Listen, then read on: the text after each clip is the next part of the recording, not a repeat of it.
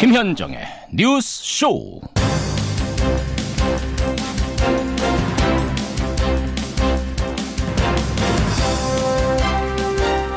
애청자 여러분, 특히 포항 지역의 분들 밤사이 안녕하셨습니까? 지난밤에도 여진이 발생하면서 집으로 돌아가지 못하고 이틀째 대피소에서 밤을 지샌 분들이 많습니다. 게다가 오늘 비 소식이 있네요. 이 비가 그치고 나면 밤부터 기온이 뚝 떨어진다는데 이재민들의 마음고생 이래저래 더할까 걱정입니다.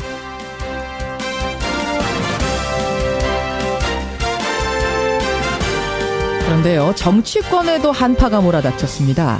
청와대 특수활동비를 상납한 혐의로 구속영장이 청구됐던 전직 국정원장 3사람 가운데 2사람, 남재준, 이병기 전 원장은 밤사이에 구속이 됐습니다. 이병호 전 원장만 기각이 됐지요.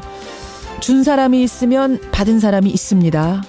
준 사람들이 구속된 마당에 받은 사람을 조사하지 않을 리 없습니다. 이제 검찰의 화살은 박근혜 전 대통령을 정조준하는 모양새입니다.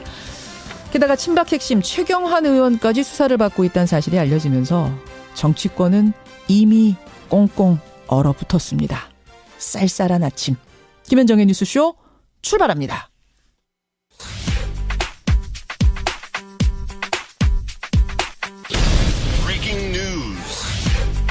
김현정의 뉴스쇼가 주목한 오늘의 포인트, 민경남 프로듀서 나와 있습니다. 어서 오세요, 민 PD. 안녕하세요. 오늘 첫 번째 포인트 뭐부터 볼까요? 박근혜의 턱밑입니다. 예, 국정원 특활비 상납 의혹.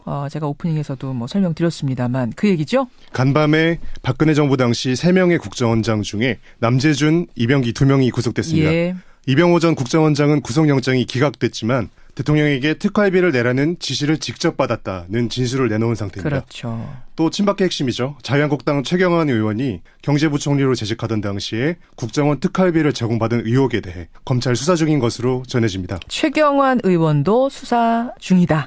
네. 그리고 안봉근 이재만 2 전직 청와대 비서관이 특활비를 상납받은 혐의로 구속이 된 상태죠. 그렇죠. 이 과정에서 이미 박근혜 전 대통령이 공범으로 적시된 상태입니다. 예. 검찰 수사가 점점 박근혜 전 대통령의 턱밑을 조여오는 모양새입니다. 그러니까 지금 국정농단으로 이미 재판을 받고 있는 건데 거기다가 국정원 특활비까지 추가 수사를 받아야 되는 이런 상황에 지금 놓인 겁니다. 그렇습니다. 예, 수사가 초일기에 들어갔다고 봐야겠네요.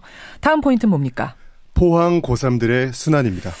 여진이 밤사이에도 있었습니다. 이 포항 지역의 여진 계속되는 상황인데 과연 다음 주에 수능은 괜찮을까 이런 우려가 나오고 있죠.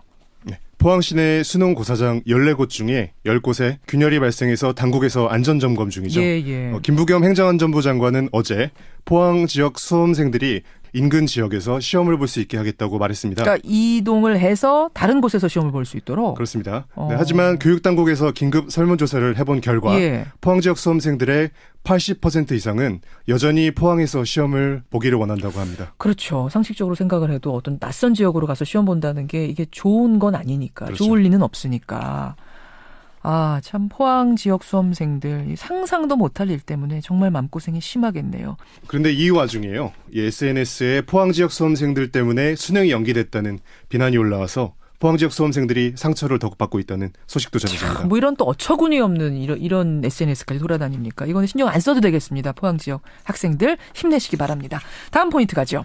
일본은 사과하라입니다. 일본은 사과하라. 이거 우리가 많이 해온 얘기인데 왜 이야기가 지금 이 시점에 또 나온 거죠? 네, 국제사회 이야기입니다. 유엔 인권이사회에서 일본에 대해 일본군 위안부 문제에 성의 있는 사과를 하고 희생자에 대해서 보상하라는 권고를 내린 사실이 일본 교도통신을 통해 알려졌습니다. 유엔 인권이사회에서 권고를. 네, 이번 권고안에는 혐한 관련 혐오 발언에 대해서도 일본 내 대책이 미흡하다는 지적이 포함되어 있다고 합니다. 예, 일본은 답을 해야겠습니다. 여기까지 오늘의 포인트. 민경남 프로듀서 수고하셨습니다. 감사합니다.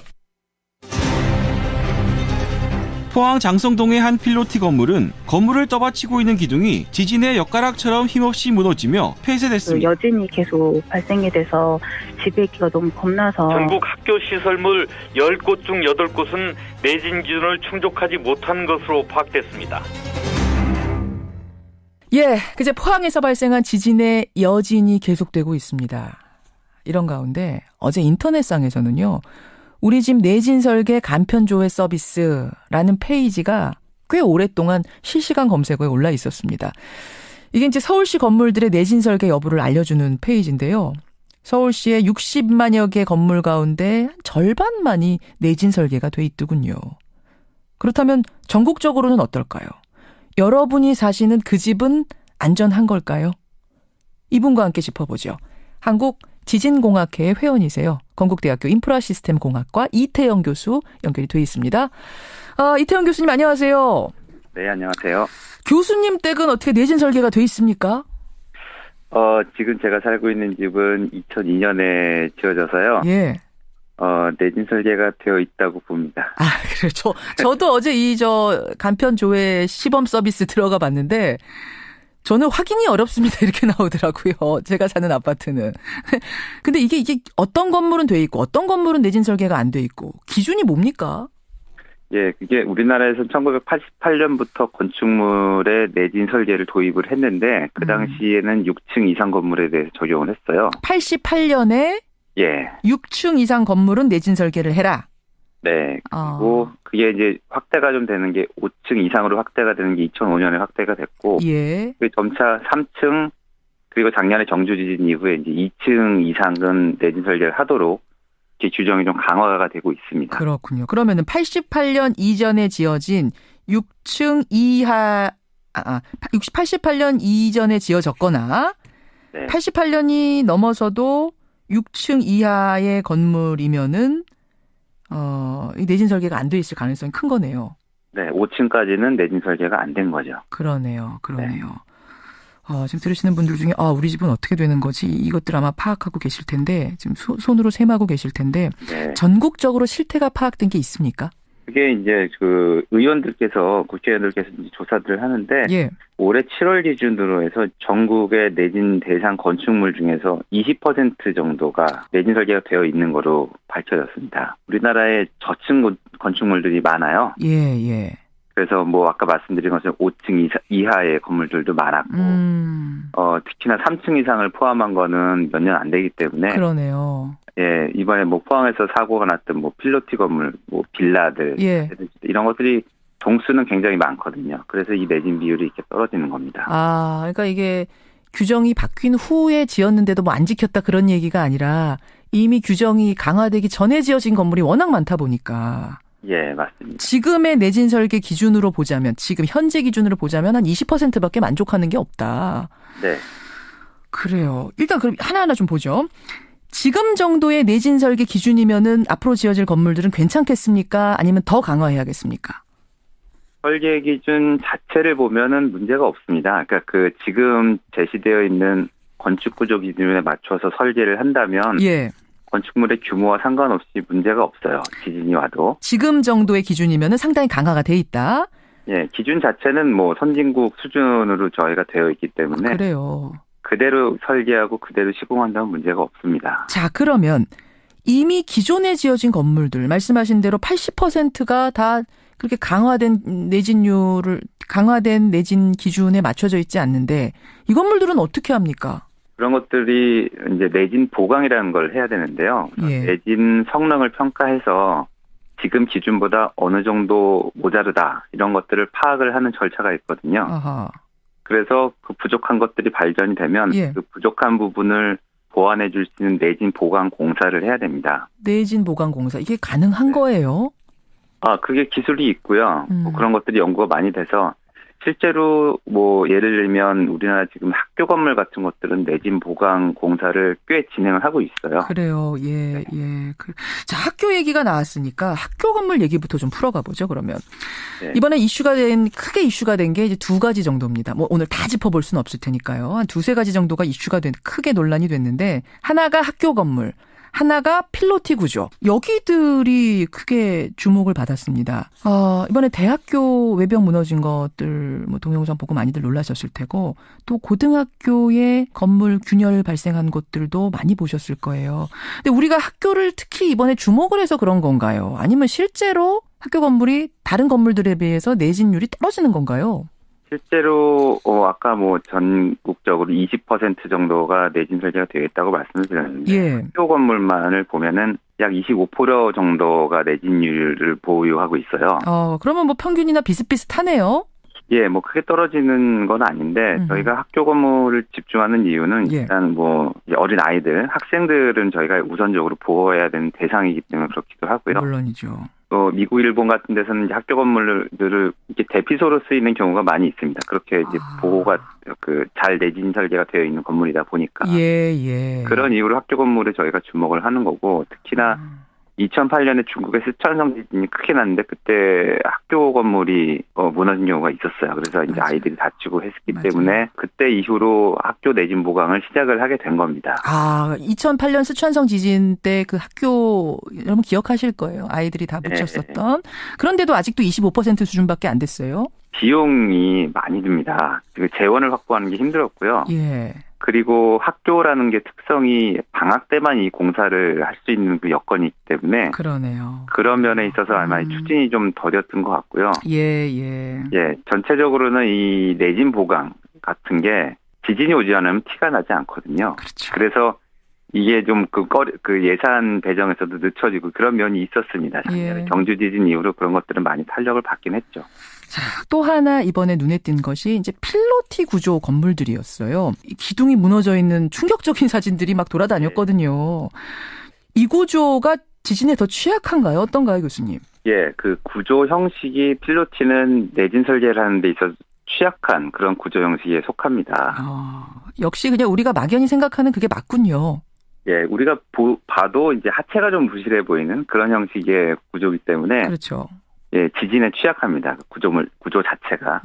그러면 아까 말씀하신 그 내진 설계 기준이 지금 강화된 내진 설계 기준이 있다고 말씀하셨잖아요. 그럼 그 기준 하에라면은 필로티 구조는 이제 더 이상 못 짓는 거 아닙니까? 우선적으로 이 건축 구조 기준을 보면 필로티는 좀 피하도록 하는 게 좋은데요. 아무래도 이 건축물이라는 게 말씀하신 것처럼 이제 뭐 사용성이라든지 아래 주차를 해야 되거나 1층에 저희가 필요한 공간이 많을 때가 있어요. 그런 이유 때문에 1층 공간 확보를 위해서 필로티를 어쩔 수 없이 쓰는 경우도 있습니다. 그래서 내진 설계라는데 좀 피하면 좋은 형식이긴 하지만 기둥 보강을 잘 하거나 설계를 제대로 하면 사용하는데 문제가 없습니다. 가장 좋은 건 필로티 구조하지 않고 그 앞에 주차장을 따로 확보하는 거지만 물론 지금 우리나라 현실에서 볼 때는 어떤 건물 지으려면 주차장이 일정 공간 이상 반드시 확보가 돼야 되거든요. 근데 현실적으로는 그럴 수가 없으니까 필로티라는 것을 지을 수밖에 없다. 그렇다면 내진 설계를 2배, 3배 더 철저히 해야 된다 이 말씀이세요. 맞습니다. 그리고 건축구조 기준에 이제 그렇게 명시가 되어 있고요. 가능은 합니까? 더 철저히 한다는 게?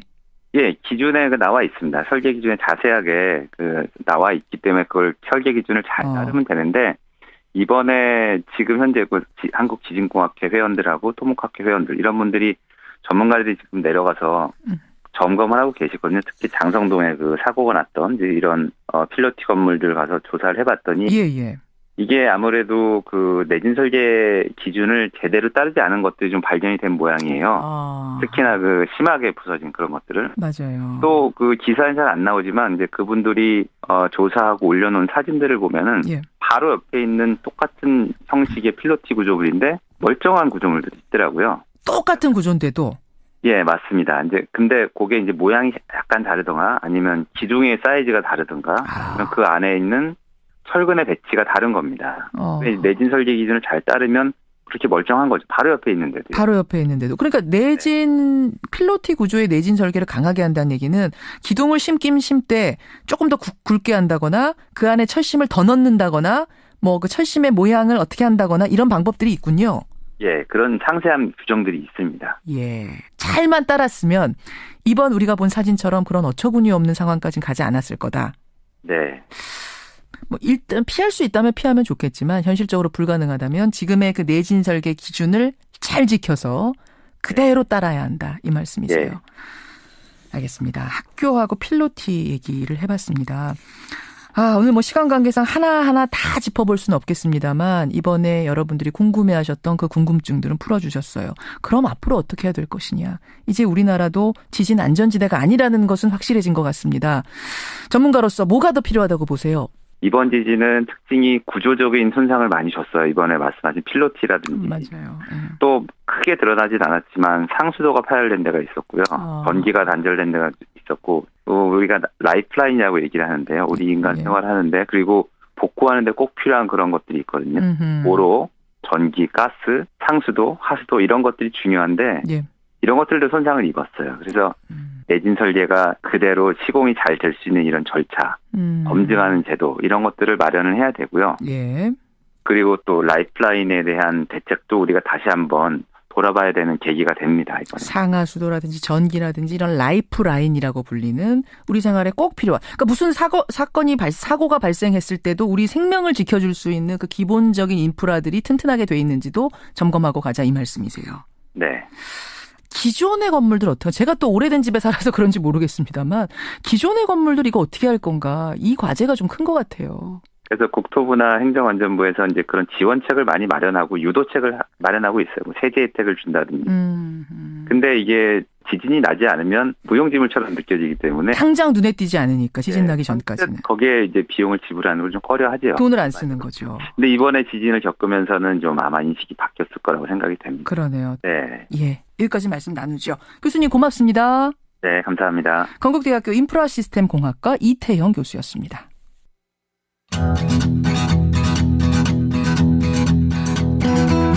김현정의 뉴스쇼는 청취자 여러분의 참여로 이루어집니다. 트위터, 페이스북, 레인보우 게시판, 그리고 단문 50원, 장문 100원의 유료 문자 샵 1212, 우물정 1212 통해 참여하실 수 있습니다. 김현정의 뉴스쇼, 여러분과 함께 만듭니다. 김성환의 행간 시사평론가 김성환 씨 나오셨습니다. 어서 오십시오. 네, 안녕하세요. 김성환 씨 사는 집은 괜찮은가요? 아니요, 전세라서요. 전세 선택권이 없어서. 아니, 뭐 전세라고 지진이 피해갑니까? 전세 세입자들은요, 어디 예. 집을 골라서 가기가 굉장히 어렵습니다. 하긴 그러네요. 네. 그러네요. 뭐 돈 맞춰서 가는 거지. 그렇죠. 자기 집을 살 때는 이제 그걸 등기부나 네, 이런 걸 떼어보면서 확인을 해봐야 되겠죠. 하긴 뭐 집 사는 사람들도 이게 내진 설계가 된다 이런 것까지 참 보기 확인하는 분들은 거의 없는데. 가격에 맞추는 거죠. 가격에 맞추는 네. 거죠. 아, 또 그런 얘기하고 나니까 서글퍼지는데. 행간 뭐 가지고 오셨습니까? 네, 엊그제 포항에서 규모 5.4의 지진이 발생하지 않았습니까? 예. 그래서 한반도 전체가 흔들거렸는데요. 예. 그런데 어제 정치권에도 역대급 지진이 일어났습니다. 현직 청와대 정무수석인 전병헌 전 의원이 비리 혐의로 자진 사퇴를 했고요. 예. 친박 실세인 자유한국당 최경환 의원은 국정원 특수활동비 1억 수수 혐의로, 당 중진인 오선의 원희철 의원은 불법 정치자금 수수 혐의로 검찰 수사를 받고 있다는 사실이 확인됐습니다. 그렇죠. 정치권 뒤흔들고 있는 포항 지진보다 훨씬 더 무서운 사정 지진, 이 뉴스의 행간을 좀 살펴볼까 합니다. 저는 아까 전에 정치권의 한파라고 표현을 했는데 네. 김성환 씨는 지진으로 표현을 하시는군요. 그런데 이 정치인들의 공통적인 특징은 모두 다 억울하다. 네. 난 돈 받은 적 없다. 혐의 전면 부인이라는 게 공통점이죠. 네, 맞습니다. 이 전병헌 정무수석이 자진 사퇴하면서 기자회견을 했죠. 제 과거 비서들의 일탈행위는 송구하지만 예. 어떤 불법 행위에도 가담하지 않았다. 난 결백하다. 이렇게 억울함을 호소했습니다. 예, 예. 이 최경환 의원도 마찬가지인데요. 오늘 언론 인터뷰하면서 나온 말이 있는데 전혀 그런 사실이 없다. 만약 사실이라면 동대구역 앞에서 할복 자살하겠다. 이렇게 얘기했습니다. 최경환 의원이 이런 표현까지 했어요. 네. 할복 자살하겠다. 네, 불법 정치자금을 수수한 혐의를 받고 있는 원유철 의원 역시 반응이 좀 비슷한데요. 예. 제가 힘들고 어려울 때마다 저를 믿고 지켜주셨듯 저를 믿어주시면 감사하겠다 이러면서 혐의를 전면 부인하고 있습니다. 모르겠습니다. 이분들 가운데는 정말로 억울할 사람이 있을 수도 있고 그럴 수도 또 있죠. 아닌데 네. 그냥 이렇게 일단은 네, 부인하고 보는 사람이 네. 있을 수도 있고 뭐 속사정들은 이제 조사하면 알겠습니다만 그렇죠. 일단은 혐의를 받는 게 사실이고 다 부인하고 있는 게 사실이고 이건 네. 공통점이란 얘기예요. 자, 정치권 뭐 지진으로 흔들리고 있는 정치권 이 뉴스의 행간으로 들어가 보죠.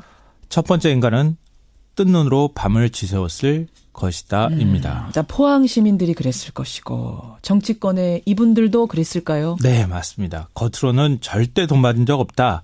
비리 저지르지 않았다. 이렇게 큰 소리를 치고 있는데요. 그렇지만 속으로는 아마 잠을 못 잘 정도로 불안할 겁니다. 왜냐하면요. 지금 이미 포항처럼 집이 무너지기 일보 직전이라는 사실을 직감하고 있을 겁니다. 정치 생명이 끝날 수도 있다는 생각을 할 것 같은데요. 아니 아직 검찰 수사가 시작이 안 된 경우도 있지 않아요? 왜냐하면요. 전병헌 전 수석을 얘기하면 예. 검찰이 아무리 간이 커도 현직 청와대 정무수석을 수사한다. 그리고 피의자 신분으로 소환 통보를 한다. 이거 웬만한 자신감 아니면 안 되거든요. 그만큼 혐의 입증을 자신하고 있다. 이런 얘기가 될 수 있고요. 현직이었던 사람에 대해서 그 정도 그러니까 내주 초에 지금 소환한다는 건데. 살아있는 권력을 건드리는 거거든요. 이건 뭔가 증거 확보가 지금 됐다는 네. 자신감이 있는 걸 거다. 네, 그렇습니다. 그리고 가장 든든한 버팀목이 어디입니까? 청와대잖아요. 청와대죠. 청와대 반응도 좀 싸늘합니다. 지금. 어떻게요? 오히려 임종석 비서실장이 예. 적절한 판단을 내리시라 그동안 여러 차례 자진 사퇴를 종용했다고 합니다. 전 수석을 향해서. 네. 최경환 의원도 마찬가지인데요. 자신이 한때 주군으로 모셨던 박근혜 전 대통령 뭐 구속 상태이죠. 그렇죠.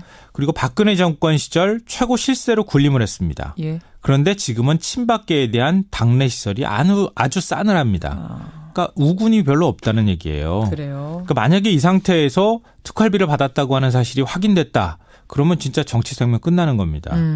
원유철 의원도 마찬가지인데요. 이 검찰이 5선의 국회의원 지역구 사무실을 압수수색하면서 이거 공개 수사한다는 건 그만큼 혐의 입증에 자신감이 있다는 얘기입니다. 원유철 의원 5선입니다, 여러분. 네. 예. 그러니까 그냥 뭐 2, 3선도 아니고 5선이기 때문에 보통 국회의장쯤 되면 한 7선 정도 되면 되거든요. 맞아요. 이거 대단한 자리입니다. 그런데 이렇게 검찰이 압수수색을 공개적으로 했다는 것은 역시 마찬가지로 혐의 입증에 자신을 하고 있다는 얘기가 될 수 있습니다. 뭐 항상 다 그랬던 건 아니에요. 항상 다 물론 그랬던 건 나중에 아니지만 이제 보편적으로 보면은 그렇지 않았겠는가. 예, 그래서 지금 두려움에 떨고 떨 수밖에 밤잠을 없다. 이루지 못했을 것이다라는 얘기입니다. 두 번째 행간 뭡니까? 두 번째 행간은 이거는 전진에 불과할 수 있다입니다. 요즘 뭐 전진, 본진, 여진 이런 얘기들 하는데 예. 전진에 불과할 수 있다고요? 포항도 뭐 더 큰 지진이 일어날 수 있다 이렇게 경고가 나오고 있는데요. 혹시 지금 이 지진이 전진 아니냐 이 얘기가 전문가들 사이에 나오죠. 네. 정치권에도 조만간 규모 7.0 아니 그 이상의 초대형 지진이 일어날 수 있다는 얘기입니다. 그만큼 쌓인 응력이 크다는 얘기가 될 수 있는데요. 왜냐하면요. 강원랜드 채용 비리하고 선거법 정치자금법 위반 혐의로 검찰 수사를 받거나 재판 중인 자유한국당 의원이 10명 안팎입니다. 그래요. 여기에 최경환 의원의 특활비 의혹까지 터져버렸거든요. 예. 그러니까 정말 친박 중에서 최경환 의원 혼자만 이런 거 받았을까요? 자칫하면 최경환 발 특활비 의혹이 정치권 전체로 번질 수도 있는 상황입니다. 예. 여기에 살아있는 권력인 청와대 정무수석까지 검찰 사정권에 들어갔습니다. 예. 만약에 이 모든 게 한꺼번에 터져나온다? 이거는 지금 나오는 상황은 전진에 불과할 수도 있습니다. 박지원 전 대표, 국민의당 박지원 전 대표가 페이스북에 어제 국정농단 댓글에 이어서 총체적으로 비리사찰 공화국이 되어간다 이렇게 표현까지 했습니다. 물론 이게 부정적인 표현일 수도 있지만 사찰 국면이 시작됐다고 얘기하고 있다고도 볼 수 있을 것 같습니다. 마지막 행간 뭔가요? 마지막 세 번째 행간은 언제 어디서 지진이 일어날지 아무도 예측할 수 없다 이겁니다. 지진이 무서운 건 정말 언제 일어날지 모르기 때문에 무서운 건데. 네, 맞아요. 지금 정치권 지진도 그렇다고 보시는 거예요? 네. 그러니까 보통 박근혜 정부 시절에도 그렇지만 검찰총장이나 더 법무부 장관을 통해서 검찰 수사 상황이 보고가 됐어요. 청와대로. 예. 그런데 이번 정부에서는 그런 게 없다고 합니다. 그렇죠. 오히려 문무일 검찰총장이 수사 기밀을 유출하는 검찰은 각오해라 이렇게 엄포를 놨다고 합니다. 그리고 청와대에서도 조국 민정수석이 항상 그랬잖아요. 우리는 간섭 안 한다. 네. 독립적으로 운영될 거다. 그리고 지금 이 이름이 거명되는 의원들이요. 뭔가 기획사정을 해서 나왔다기보다는 뭐 전 보좌관의 변호사비 대남 요구, 롯데홈쇼핑 재승인 로비, 뭐 국정원 특수활동비 수사하다가 걸려 나온 거예요. 맞아요. 한마디로 검찰의 칼날이 어디로 향할지 아무도 모른다는 겁니다. 그러니까 검찰발 사정 칼날이 이전보다 훨씬 더 무서운 건 기획하지 않고 걸리면 걸리는 대로 휘두르기 때문일 겁니다. 그 부분이죠. 그렇죠. 청와대도 지금 간섭하지 않고 있다는 그렇죠. 사실. 여기까지 오늘의 행간 김성환 씨 수고하셨습니다. 네, 고맙습니다. 필로티 구조 건물에 사시는 분들의 불안감이 크네요. 문자 많이 보내주고 계시고 또 건축 쪽 일하는 분들의 제보가 꽤 많이 들어옵니다. 2부에 소개하죠. 2부로 갑니다.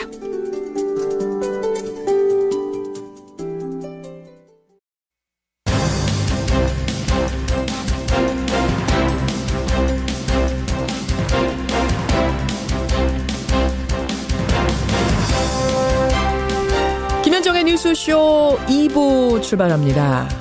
오늘 2부는 정치로 시작을 합니다. 이명박 전 대통령 측이요.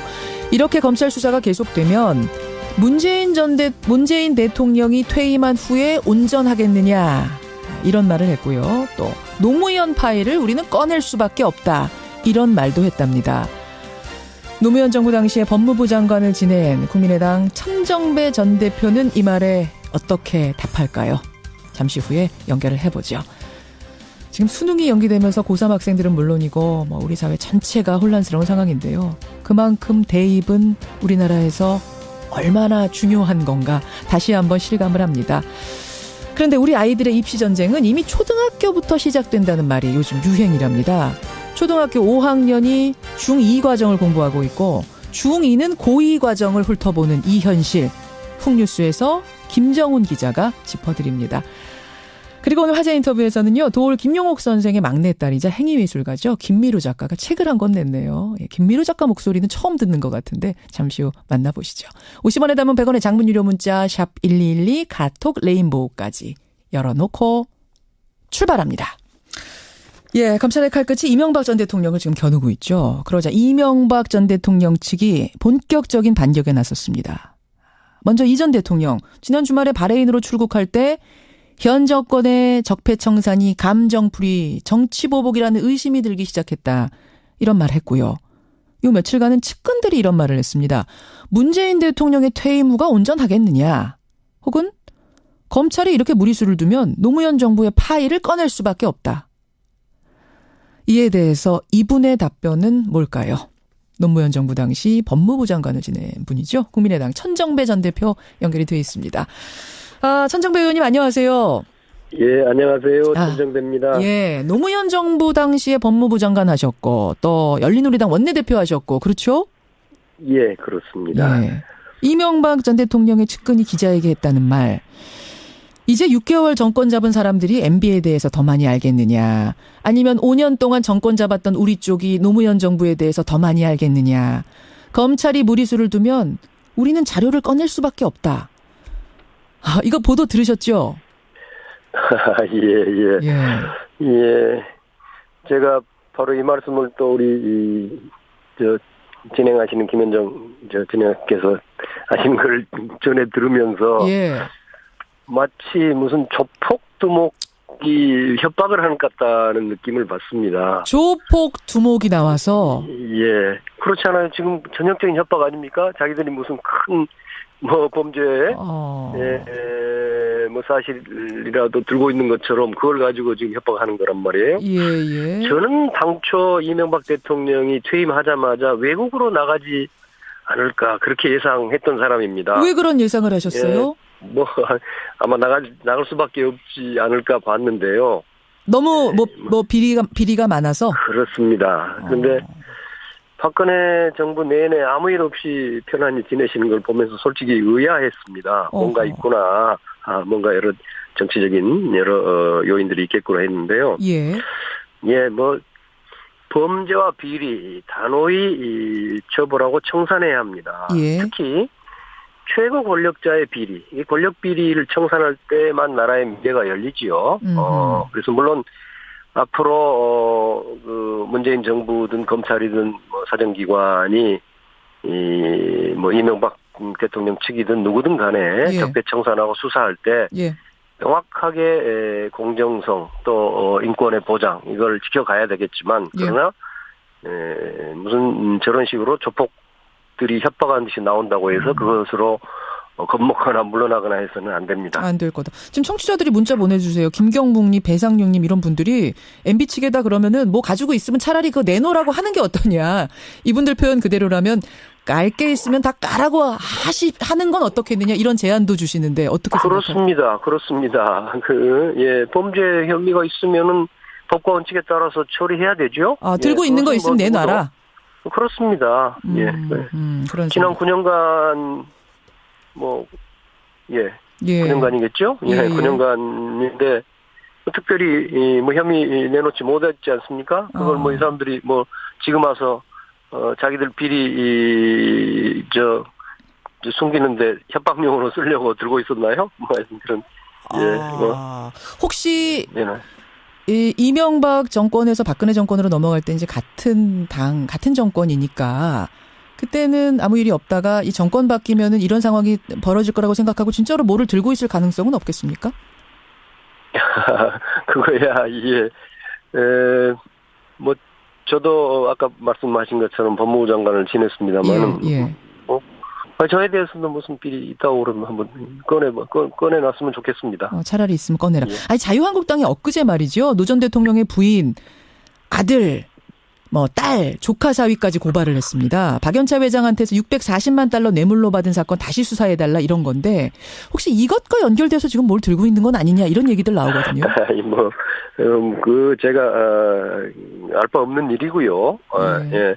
자유한국당이 그동안 야당이었던 것도 아니고 그렇지 않지 않습니까? 지난 9년 동안 이 사람들이 나라를 다 지배하고 심지어는 모든 권력을 가지고 무슨 검찰 권력까지도 자기들 신여로 삼으려고 했지 않습니까? 예. 그런데 그동안 뭘 하고 있다가 이제 그걸 꺼낸다고 그러죠? 말이 안 되는 거고요. 말이 안 되는 거다. 겁박이다 이런 생각하시는 거예요.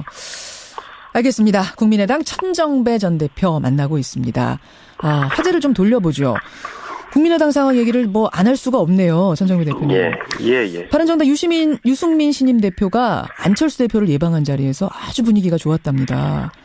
나는 호남 배제한다고 한 적이 없다. 이렇게 유승민 대표가 말을 하자 안철수 대표도 새로운 개혁 파트너다. 이런 표현을 쓰면서 이야기를 나눴다는데 이런 분위기라면 정말로 안철수 대표 측이 밝힌 12월 통합선언 안 되리란 법 없어 보이는데요. 이 분위기면?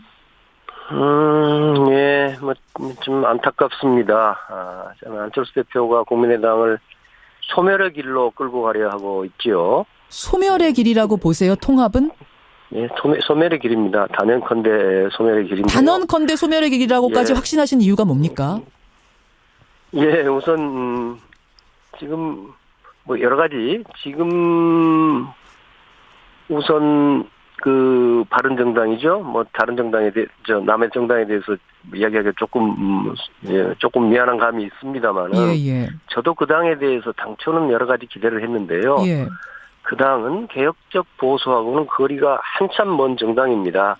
오히려 과거 이 적폐 정당이라고 할 수 있는 무슨 새누리당, 지금의 자유한국당 등하고 전혀 차이가 전혀라면 좀 심하겠지만 거의 차이가 없다. 예, 하는 일마다 사실은 문재인 정부가 지금 하고 있는 여러 적폐 청산이라든가 개혁 작업 협력하기는커녕 그 반대만을 일삼고 있는 세력입니다. 그래서 그 당하고 합친다는 것은요. 그게 무슨 개혁 연대가 아니라 정반대 적폐 연대로 가까워지는 겁니다. 빅 텐트를 치자고 어제 우리 안 대표가 하셨어요. 그 의도가 저는 안 대표 늘 선하다고 생각합니다만은 과연 그런 빅 텐트가 있나요? 저는 현미경을 통해서 겨우 볼 수 있는 무슨 큰 눈꽃만한 텐트는 있을지 모르지만 눈꽃만한 텐트는 없습니다. 없습니다. 다른 정당하고 국민의당하고 합하면은 의원 수가 꽤 많아지는데 그런 빅 텐트 아니냐 이런 생각할 수 있는 거 아닌가요? 의원 수가 그런 사소한 문제고요. 지금 바른정당에 11명의 의원이 있지 않습니까? 거기 그중에 저는 앞으로 한 서너 명 남고 말이라고 보는 사람인데. 서너 명 남고 다 나갈 거라고 보세요? 추가 탈당할 거라고 예측하세요? 그렇게 봅니다. 그 당은 토대가 없는 정당인데요. 그렇다 치더라도 지금 우리가 11명 더 왔다고 해서 그게 문제가 아닙니다. 지금 국민의당은 선도정당 리딩 파티거든요. 그러니까 잘 아시다시피 국민 여러분께 잠깐 설명드린다면 지금 국회가 문재인 정부의 우호적인 의원들이 130명 그리고 반대하는 의원들이 129명입니다. 정확하게 거의 절반이거든요. 그래요? 그 정중간에 국민의당 40명이 있는 거죠. 캐스팅 보트를 쥐고 있죠. 그렇습니다. 선도정당이죠. 우리가 이 40명의 힘으로 여러 적폐청산 개혁 작업을 이끌어가면서 문재인 정부하고 협력할 것은 협력한다면 나라를 위해서도 큰 일을 하고 우리한테도 큰 전략적 가치가 있는 거지요. 근데 여기에서 제가 지금 적폐 쪽에 가까운 몇 사람 더 붙은다고 아무 의미가 없는 겁니다. 아무 의미가 없다. 근데 이제 아무 의미라면 좀 지나치겠지만. 근데 11명이 그대로 와서 함께 한다면 사실은 외연 확장이 되지 않겠느냐. 그러니까 전국당으로서 지금은 사실은 호남 색깔이 강한 게 사실인데 전국적으로 전국당으로서의 외연 확장 시너지가 나지 않겠느냐는 게 안철수 대표 측의 주장이거든요. 지금 이 순간에 뭐가 본질이고 뭐가 가지인가를 봐야 되는 거 아닙니까? 예. 절대 다수의 국민들은 대한민국이 이 기회에 작년에 촛불 국민혁명이 있었고 정공치가 이루어졌지 않습니까? 또 대통령에 대한 탄핵까지 이루어진 상황에서 많은 국민들이 이번에는 나라가 좀 근본적으로 바뀌었으면 좋겠다. 과거에 아까 이명박 대통령 이야기도 있었습니다만 그런 여러 이른바 적폐에 대해서 좀 철저한 청산이 있고 그 토대 위에서 국민의 권리를 신장하고 민생을 안정시킬 수 있는 대대적인 개혁이 있어야 한다고 지금 많은 국민들이 절대다수 국민들이 바라고 열망하고 있단 말이에요. 그 열망에 부응하는 것이 우리 국민의당이 갈 길이죠. 그것이 개혁의 길입니다. 알겠습니다. 개혁의 길인데 그것과 그러니까 그 역행하는 거다. 넓은 말하면 제가 지난번에 그런 이야기 했습니다만 그 넓은 평야, 비호감 평야를 놔두고 민심의 평야를 놔두고 지금 그 척박한 산골짜기로 들어가서 무슨 거기 화전을 일구자는 거란 말이에요. 화전을 일구자는. 그리고 우리가 오늘 여러 가지 비유 많이 하시네요. 선거를 생각해 보더라도 알겠습니다. 어떤 우리는 말씀이신지. 선거를 이기려고 그래야지 덜 지려고 해서는 안 됩니다. 바른정당하고 그 몇 %더 붙은다고 해서 그걸 선거 이깁니까? 근데요, 천 의원님. 혹시 호남계 의원들이 지금 민주당하고 함께하고 싶은데 이게 잘 안 되고 괜히 바른정당하고 안철수 대표가 손잡으려고 하니까 이렇게 반대하는 건 아니냐라는 얘기도 나오거든요. 그렇지 않습니다. 아닙니까? 지금 우리 아까도 말씀드린 우리가 가야 될 길은 개혁의 길이고 또 국회에서도 리딩 파티, 선도 정당의 길이기 때문에 우리의 입장과 정체성을 명확히 하고 그것을 가지고 문재인 정부가 잘하고 열심히 해야 될 부분은 협력하는 것이고 알겠습니다. 또 비판할 일은 비판해서 가면 되는 겁니다. 천 의원님. 그렇게 하는 것이 바로 우리 다수당 제3당으로 갈 길이거든요. 그럼 우리 살아납니다. 저는 그렇게 확신하고 있고 그 길이 옳다고 봅니다. 만약 지금 30초밖에 안 남았습니다만 이대로 안철수 대표가 통합을 선언한다면 계속 밀고 간다면 박지원 의원은 탈당 말씀하셨어요. 정말 그렇게까지도 아니 당은 대표 혼자 끌어가는 게 아닙니다. 절대 통합이 이루어질 리가 없습니다. 그리고 아까 말씀드렸습니다만 그 길이 나라를 위한 개혁의 길이라면 고난의 길이라도 함께 할 수 있지만 나라를 해롭게 하는 반개혁 적폐연대의 길인데 결코 갈 수가 없죠. 함께 가지 못한다는 말씀이세요? 그렇습니다. 함께 갈 수 없다란 말씀은 그러면은 이 당을 그대로 대표가 밀고 나간다면 나는 떠날 수밖에 없다는 각오까지도 제가 떠날 이유는 없죠. 그분이 안 떠나시면 누군가 하나는 떠나야 되는 거잖아요. 이제 그거는 당 안에서의 어떤 방향을 갈 것인가 말하자면 쉽게 말해서 당의 노선에 관한 철저한 토론 말하자면 쉽게 말해서 노선 투쟁이 있어야 될 것이고 그에 따른 국민들의 결정 또 당원들의 결정이 있을 수 있겠지요. 여기까지 말씀 듣겠습니다. 고맙습니다. 감사합니다. 국민의당 천정배 의원이었습니다.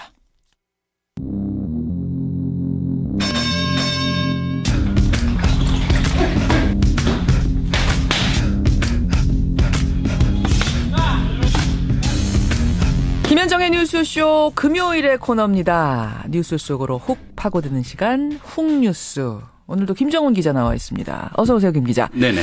오늘은 어떤 뉴스 속으로 좀 훅 들어가 볼까요? 네, 포항 지진의 여파가 학교와 교실도 뒤흔들었죠. 어제 예정돼 있던 수능 시험이 한 주 뒤로 미뤄진 겁니다. 수험생들의 안전을 위하고 또 형평성 논란을 방지하기 위한 차원이긴 했지만 근데 당사자들의 당혹감은 어쩔 수가 없거든요. 먼저 수험생들의 말을 한번 들어보실까요? 그러죠.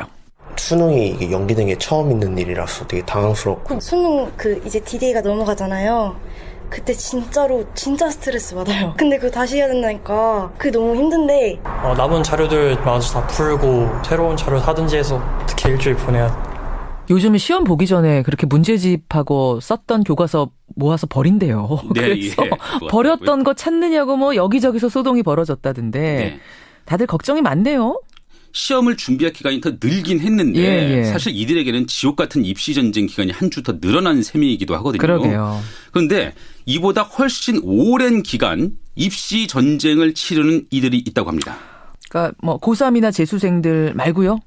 고등학생들을 넘어서 중학생 또 초등학생들까지 이미 대학 입시를 위한 전쟁터에 놓여 있다. 이렇다면 믿으시겠습니까? 초등학생까지? 그러니까 뭐 한두 학기 선행학습 정도가 아니라요? 네. 진짜 입시 전쟁은 이미 시작됐다는 초중학생들. 이번 훅뉴스에서 한번 취재해봤습니다. 오늘의 훅뉴스 주제 뭐 제목만 들어도 벌써부터 머리가 지끈지끈 아파오는데 대체 어느 정도나 지금 선행학습들이 이루어지고 있다는 얘기입니까? 네, 서울 양천구 목동에서 만난 중학교 1학년 학생들의 이야기를 한번 들어보실까요? 예. 중학교 한 학년 과정도 아직 마치지 않은 학생들임을 염두에 두고 한번 들어보시죠. 저는 그냥 작년이 중학교 걸 끝냈어요. 그냥 작년에. 고등학교 다 끝냈는데 심하다고. 저 수학 올림피아드 준비하고 있어요. 수학 수축 끝내고 확률과 통계도 좀 하고 미적분도 좀 하고 있고 중학교 5학년 때 수술을 하고 있었어요. 마지막 말이 초등학교 5학년 때 수투하고 있었어요? 네. 수투면은 이거는 고등학교 중에서도 이과생들만 하는 거 아니에요? 맞습니다. 현재는 중학교 1학년 학생이죠. 근데 그 학생이 초등학교 5학년 때 수투를 배웠다는 것입니다. 이야. 지금은 그 단계도 넘어서 확률과 통계라는 더 어려운 영역을 배우고 있다는 것이죠. 아니 김정은 기자 지금 뭐 영재학급 학생들 만나고 온 거 아니에요? 근데 저희가 취재를 해보니까 아주 일부만의 현상은 아니더라고요. 그래요. 중학교 그보다 앞선 초등학교 때부터 대학 입시를 준비하는 현실을 어렵지 않게 살펴볼 수가 있었는데요. 근데 그 현장을 살펴보기 위해서 찾은 곳이 있는데 바로 서울 대치동 학원가입니다. 서울 대치동 학원가라 그러면 뭐 전국에서도 교육 특고라고 불리는 지역 아닙니까? 맞습니다. 지난 14일 밤 그리고 어젯밤 연이어서 찾아봤는데 심화학습 또 선행학습으로 유명한 학원들이 질비했고요. 밤 10시가 가까워지자 3차선 도로에서 건물에 접한 한 차선이 순식간에 주차장으로 바뀌어버렸습니다. 그러니까 학생들 태우기 위한 차들이 쭉 멈춰선 그런 장면인 거죠? 그렇습니다. 그리고 10시 15분쯤에 수십여 명의 학생들이 학원 건물에서 쏟아져 나오는 모습을 봤는데요. 준비된 승용차에 쏙쏙 올라탔고요. 이들 중에는 초등학생들이 적지 않았습니다. 이번에 만난 한 초등학생의 말을 한번 들어보시죠. 지금 5학년이에요. 학원에서 수업 끝나고 나왔어요. 수학 중학교 2학년. 저보다 더 늦게 하는 애들도 많아요. 한 11시까지도 해요. 5학년인데 11시까지 한대요, 밤에? 네. 그런데 그곳에서 조금 떨어진 골목가에 한 건물이 있었는데요. 자정쯤이 되자 앳된 아이들 20명 정도가 한꺼번에 나오는 모습도 찾아볼 수가 있었거든요. 밤 12시요? 밤 12시요. 밤 10시 이후에는 학원을 운영할 수 없다는 조례가 있습니다. 그래서 인근 독서실에서 밤 늦게까지 몰래 교습을 받고 나온 초등학생들이었던 거죠. 단속을 피해서 지금 이렇게 이루어지는 현장들이군요. 그렇습니다. 저희는 이에 대해서 대치동 유명학원 한 관계자로부터 은밀한 사실을 전해 들을 수가 있었습니다. 뭡니까? 이와 같은 비밀 심야 교습이 성행하고 있고요. 그 해당 학원을 다니는 초등학생들의 수만 한 학원이요. 초등학생 400에서 500명에 이른다는 내용입니다. 직접 한번 들어보실까요? 별도의 공간을 운영하고 있는 상황인 거죠. 인근에 독서실을 운영하고 있다고 생각한 거죠. 5시에 와서 10시까지가 기본 수업인데 11시까지 하거나 1시까지 하는 친구들도 있죠. 소속된 초등학생들만 해도 한 400~500명? 고등학교 보통 1학년 과정까지를 목표로 해서 선행학습을 하고 있는 거죠. 뭐 중등 과정은 45만 원, 60만 원까지도 가죠. 와, 그러니까 초등학생들이 숨어서 새벽 1시까지 공부를 한다? 네. 근데 그 내용이 고등학교 과정이다? 그렇죠. 참 이거 들으시면서 여러분들 깜짝깜짝 놀라실 텐데 이게 물론 대치동이라는 워낙 교육열이 높은 곳에 아주 이례적인 얘기라고 생각하실 수도 있겠습니다만 이게 몇몇 학생들의 아주 특수한 얘기만은 아니라는 거잖아요. 그렇습니다. 왜 이렇게 된 거죠? 몇 가지 원인을 꼽을 수가 있을 텐데 우선 서열화된 고등학교 문제를 지적하지 않을 수가 없네요. 고등학교부터 서열화가 돼 있다? 네. 좋은 대학에 진학하기 위해서는 좋은 고등학교부터 진학해야 한다. 이런 인식이 이미 널리 퍼진 겁니다. 초등학교 때부터 그러니까 대입을 바라보면서 우선 고등학교 입시를 준비한다 이런 얘기네요. 네. 특히 뭐 과학고, 영재고를 준비한 학생들은 이미 초등학교 때 고등학교 과정을 배우지 않으면 안 된다고 하고요. 이 밖에 특목고 또 자립형 사립고 등을 진학하기 위해서도 초등학교 고학년 때부터 입시 경쟁 체제에 내몰린다는 겁니다. 좋은 대학에 가기 위해서는 좋은 고등학교부터 가야 된다. 실제 현실이 그렇군요. 서울대학교의 경우 2017학년도 합격자 가운데 분석을 해보니까요. 일반고 출신 비율이 50%도 되지 않더라고요. 절반 이상은 소수 명문고등학교 출신이라는 얘기입니다. 그 명문고를 들어가기 위해서는 안달이 날 수밖에 없죠. 그렇죠. 사교육 없는 세상 안상진 정책대안 연구소장의 말로 한번 들어보시죠. 이명박 정부 때 그 고교 다양화 300 프로젝트라는 게 있었어요. 그러면서 자사고, 서울 자율형 사립고와 자율형 공립고가 엄청나게 많은 수가 이제 그때 생겼거든요. 문제는 그러면서 이제 외고나 국제고나 어떤 과학고들도 확대가 되고요. 영재학교도 확대되고요. 서열화되어 버린 거예요. 고등학교에 들어가기 위한 경쟁의 어떤 시작은 초등학교, 고학년 또는 저학년 여기까지 내려갔다라고 보시면 되겠습니다. 그러니까 이명박 정부가 고교 다양화 정책을 추진하면서 뭐 여러 가지 취지는 좋았어요. 여러 가지 고등학교들이 나오고. 근데 지금 그게 원래 취지대로 운영이 되지 않고 부작용이 생겨서 이런 일들이 벌어지고 있다는 거잖아요. 그렇습니다. 또 여기에 말도 많고 탈도 많은 학종 문제도 있습니다. 학종, 학생부 종합전형, 이 대입전형 말씀이죠? 네. 내신 성적은 물론 수상 실적, 동아리 활동 등을 모두 평가해서 대학 입학 전형에 반영한다 이런 제도인데요. 그렇죠. 2018학년도 대학 입시에서 전체 수시 모집 비율이 74%인데 그중 서울 소재 대학 수시 전형의 경우에는 신입생의 56%를 학종으로 뽑거든요. 그 정도로 절대적입니다. 이것도 역시 취지는 좋아요. 학생들의 다양한 활동을 보겠다. 성적만 보는 게 아니라 수상 실적도 보고 동아리 활동도 보고 여러 가지 스펙 보겠다 이런 거잖아요. 그러니까 이렇게 되니까 고등학교 때는 수상을 위한 특별 활동 또 개별 동아리 활동에 역점을 두게 되고요. 고등학교 때 배워야 될 것은 중학교 때 끝내야 된다 이런 인식이 퍼지는 겁니다. 그러니까 대입을 위한 고등학교 교과 과정은 중학교 때 끝내야 고등학교 때 동아리도 들고 뭐 대회도 나가고 이러지 않겠느냐? 그렇습니다. 이 부분을 교육평론가 이범 씨의 말로 한번 들어보시죠. 학종이란 게 워낙 복합적으로 여러 가지 전형 요소를 동시에 준비할 걸 요구하거든요. 일단 내신이 들어가죠. 각종 교내 경시대, 동아리 활동 들어가죠. 봉사활동, 독서활동 들어가죠. 각종 자격증 인증. 거기다 이제 소논문은 이제 경시대를 통해서 반영되기도 하고. 그러니까 학부모 입장에서는 내신 준비를 중학교 때 상당히 끝내놔야 나머지 교과외 활동들 여러 가지 것들을 이제 고등학교 때 해가지고 학종 준비를 제대로 완성할 수 있다. 성적은 기본이고 동아리, 봉사활동, 독서활동, 자격증도 따야 돼요? 성적 관리할 시간이 없을 거라는 겁니다. 그럴 수밖에 없겠네요. 앞서 서열화를 낳은 고교 다양화 프로젝트 3배 그게 이명박 전 대통령의 공약이었거든요.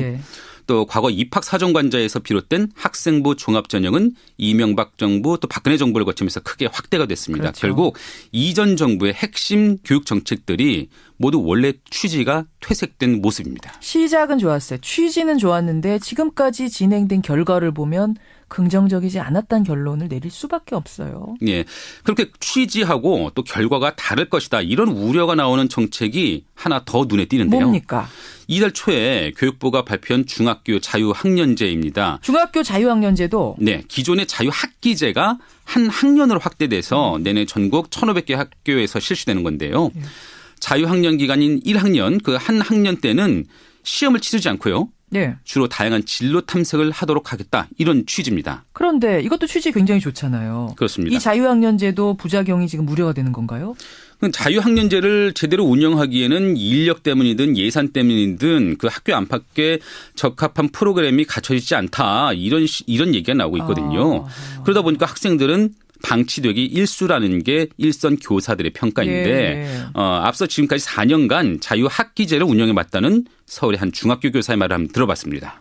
학교에서 수업을 거의 안 한다고 보시면 되고요. 좀 학부모가 관심이 많은 학생들인 경우에는 학원을 다닌다든지 해가지고 학생들의 이제 수준이 떨어지지 않고 계속 이렇게 유지되고 발전되는 반면에 이렇게 관심도가 좀 적은 집의 학생들 같은 경우에는 공부에 끈을 놓아버리더라고요. 그러니까 결국은 불안한 학부모들이 이 자유학년제 기간 동안은 사교육에 의존하는 거군요. 안 그래도 고교 서열화 또 학종 문제 때문에 학생들이 일찍부터 입시 경쟁에 내몰리고 있는 현실이다 이렇게 말씀을 드렸는데 자유학년제 때문에 사교육 의존도가 높아지고 선행학습에 불이 붙는다면 그 경향이 더욱 짙어지지 않을까 이런 우려가 나오는 대목이라는 거죠. 지금 3가지 짚어주셨어요.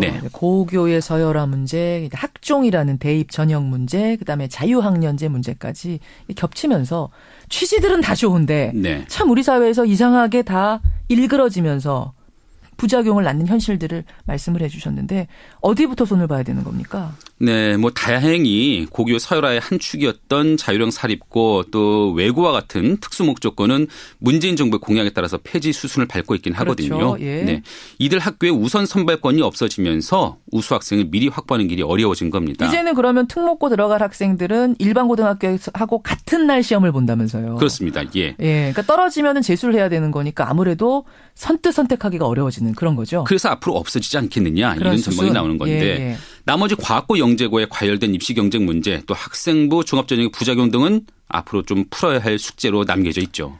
교육과 입시에 대한 문제도 좀 공론화위원회 같은 틀을 마련해서 풀어보는 건 어떨까 저는 이런 생각도 드네요. 근본적 해법을 위해서는 교육 당국자뿐만 아니라 교사, 학부모 또 학생 모두가 머리를 맞대볼 필요가 있어 보입니다.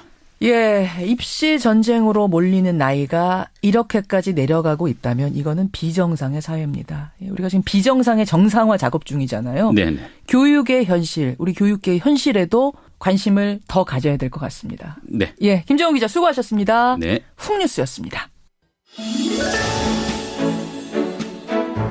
CBS 특별기획 2017 대한민국 소리유산. 오늘은 추울 때 더 생각나는 곳 40년 전통의 손칼국수집 편입니다.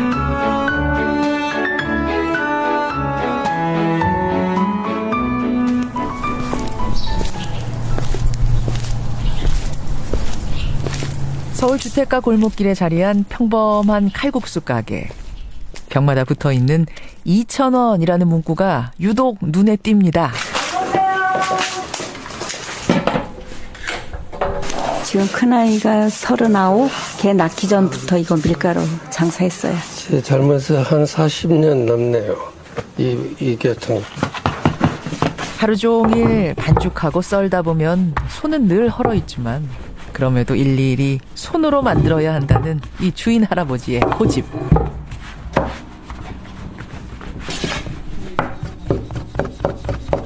할아버지가 하는 거는 기계면하고 똑같아. 이가 아주 입자가 똑같아. 그래서 손님들이 알아봐서 아줌마가 끓인 건지 할아버지가 끓인 건지.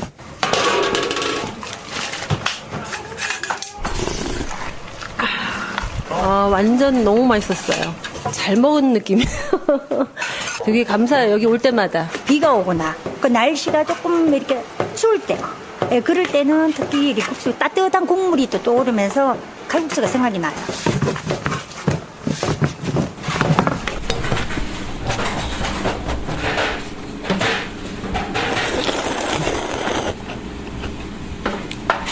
면이 정말 탱탱하네요. 네? 서울에는 수타면이 거의 없어요. 짜장면집 몇 군데 빼고 칼국수를 스타일로 하는 데는. 예전에 우리 엄마가 이거 먹을 때는요, 방망이를 이렇게 밀어가지고 손수 해는 거거든요. 손칼국수를 먹으면 엄마 생각이 나요. 80년대 초반까지도 그 칼국수를 쌀이 부족해서 그 대용으로 많이 해 먹었어요. 수제비 같은 거. 저도 시골에서 태어나가지고. 예전에는 사실 모든 게 다 맛있었어요. 일반 칼국수도 있지만 그 팥을 넣어서 만든 그 팥칼국수 있잖아요. 물가 비싼 서울 한복판에서 찾는 2,000원의 행복. 그 행복을 나누기에 노부부는 늘 감사하다 말합니다. 안녕하세요. 우리가 할 수 있는 그 음식을 갖고 먹고 맛있다고 그러면 기분 좋고, 힘들다고 해도 아직. 김현정의 뉴스 쇼.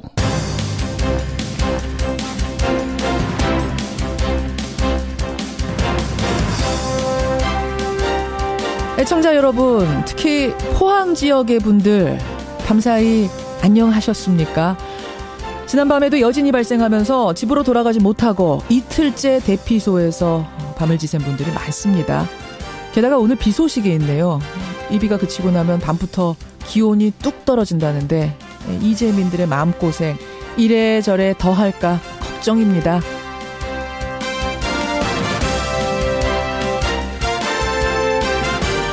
그런데요, 정치권에도 한파가 몰아닥쳤습니다. 청와대 특수활동비를 상납한 혐의로 구속영장이 청구됐던 전직 국정원장 3사람 가운데 2사람, 남재준, 이병기 전 원장은 밤사이에 구속이 됐습니다. 이병호 전 원장만 기각이 됐지요. 준 사람이 있으면 받은 사람이 있습니다. 준 사람들이 구속된 마당에 받은 사람을 조사하지 않을 리 없습니다. 이제 검찰의 화살은 박근혜 전 대통령을 정조준하는 모양새입니다. 게다가 친박 핵심 최경환 의원까지 수사를 받고 있다는 사실이 알려지면서 정치권은 이미 꽁꽁 얼어붙었습니다. 쌀쌀한 아침.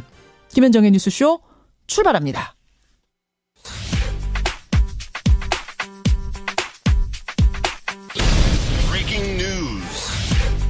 김현정의 뉴스쇼가 주목한 오늘의 포인트, 민경남 프로듀서 나와 있습니다. 어서 오세요, 민 PD. 안녕하세요. 오늘 첫 번째 포인트 뭐부터 볼까요? 박근혜의 턱밑입니다. 예, 국정원 특활비 상납 의혹. 제가 오프닝에서도 설명드렸습니다만 그 얘기죠? 간밤에 박근혜 정부 당시 3명의 국정원장 중에 남재준, 이병기 2명이 구속됐습니다. 예. 이병호 전 국정원장은 구속영장이 구속영장 국정원장 3사람 가운데 2사람은 구속이 됐고 네. 이병헌 전 원장만 기각이 됐습니다. 네. 왜 그런 거예요? 일단 가장 큰 이유 중에 하나는 박근혜 전 대통령의 지시, 윗선의 지시를 인정했기 때문으로 보입니다. 이게 이제 법원의 얘기는 도망과 증거 인멸에 염려가 없다 이렇게 공식적으로는 말을 했거든요. 수사 진행 과정상 얘기돼 있잖아요. 그게 이제 검찰 수사에서는 박근혜 전 대통령의 지시를 인정하지 않았는데 영장 심사를 받으면서 인정을 했어요. 예. 그러니까 그게 가장 크게 작용된 것 같고. 박근혜 전 대통령한테 지시받아서 했다. 그래서 상납했다라는 걸 확실하게 인정한 사람은 일단 이병호. 구속은 안 시키는 걸로. 어쨌건 사실 혐의는 어찌보면 가장 중하거든요. 그러네요. 오랜 기간 재임하면서 돈을 가장 많이 줬잖아요. 예. 그런 점들은 있긴 한데 어쨌건 윗선에 대한 인정을 했기 때문에 그 점이 중요하고 나머지 남재준 전 원장은 꼭 박 전 대통령의 지시를 밝히지 않고 나중에 안봉건이 기획말로 얘기했다든지 이런 얘기로 빠져나가는 데 비해서 했기 때문에 이병호 전 원장만 기각된 걸로 보입니다. 그리고 법원이 검찰의 영장 3명 청구 다 한 걸 다 내주면은 또 그게 검찰에 지나치게 또 따라간다 이런 소리 들을까 봐서 했다는 그런 비판도 있습니다. 작용했을 거라는 추측도. 네. 그나저나 국가정보기관의 수장 3명이 영장 심사받기 위해서 한날 법정에 나란히 모습 드러낸 거. 이거 참 유례 없는 일 아니었습니까? 박근혜 정부에서 3명인데 3명 다 그렇게 들어섰으니까. 그러니까요. 이게 국정원 치욕의 날 이렇게 표현하는 분들이 있습니다. 맞아요. 입만 열면 국가 안보를 내세우면서 실제로는 온갖 불법과 탈법과 정치 공작을 해온 국가정보의 민낯. 이게 드러난 겁니다. 예. 국정원이 환골 탈퇴하지 않는다면 아예 해체해야 한다는 목소리도 그래서 나오는 겁니다. 국정원에 대한 질문으로 시작했는데 오늘 마침 Y뉴스 주제가 국정원 얘기라면서요? 그렇습니다. 국정원 이름이 지금 곧 바뀔 전망인데요. 국정원이 지금 새 이름 찾고 있습니까? 그렇습니다. 그게 개명이에요? 이게 이제 문재인 대통령의 공약이기도 합니다. 문 대통령 말 잠시 들어보시죠. 국정원을 해외안보 정보원으로 개편하겠습니다. 국정원 적폐를 청산하고 새로운 정보기관으로 쇄신하겠습니다.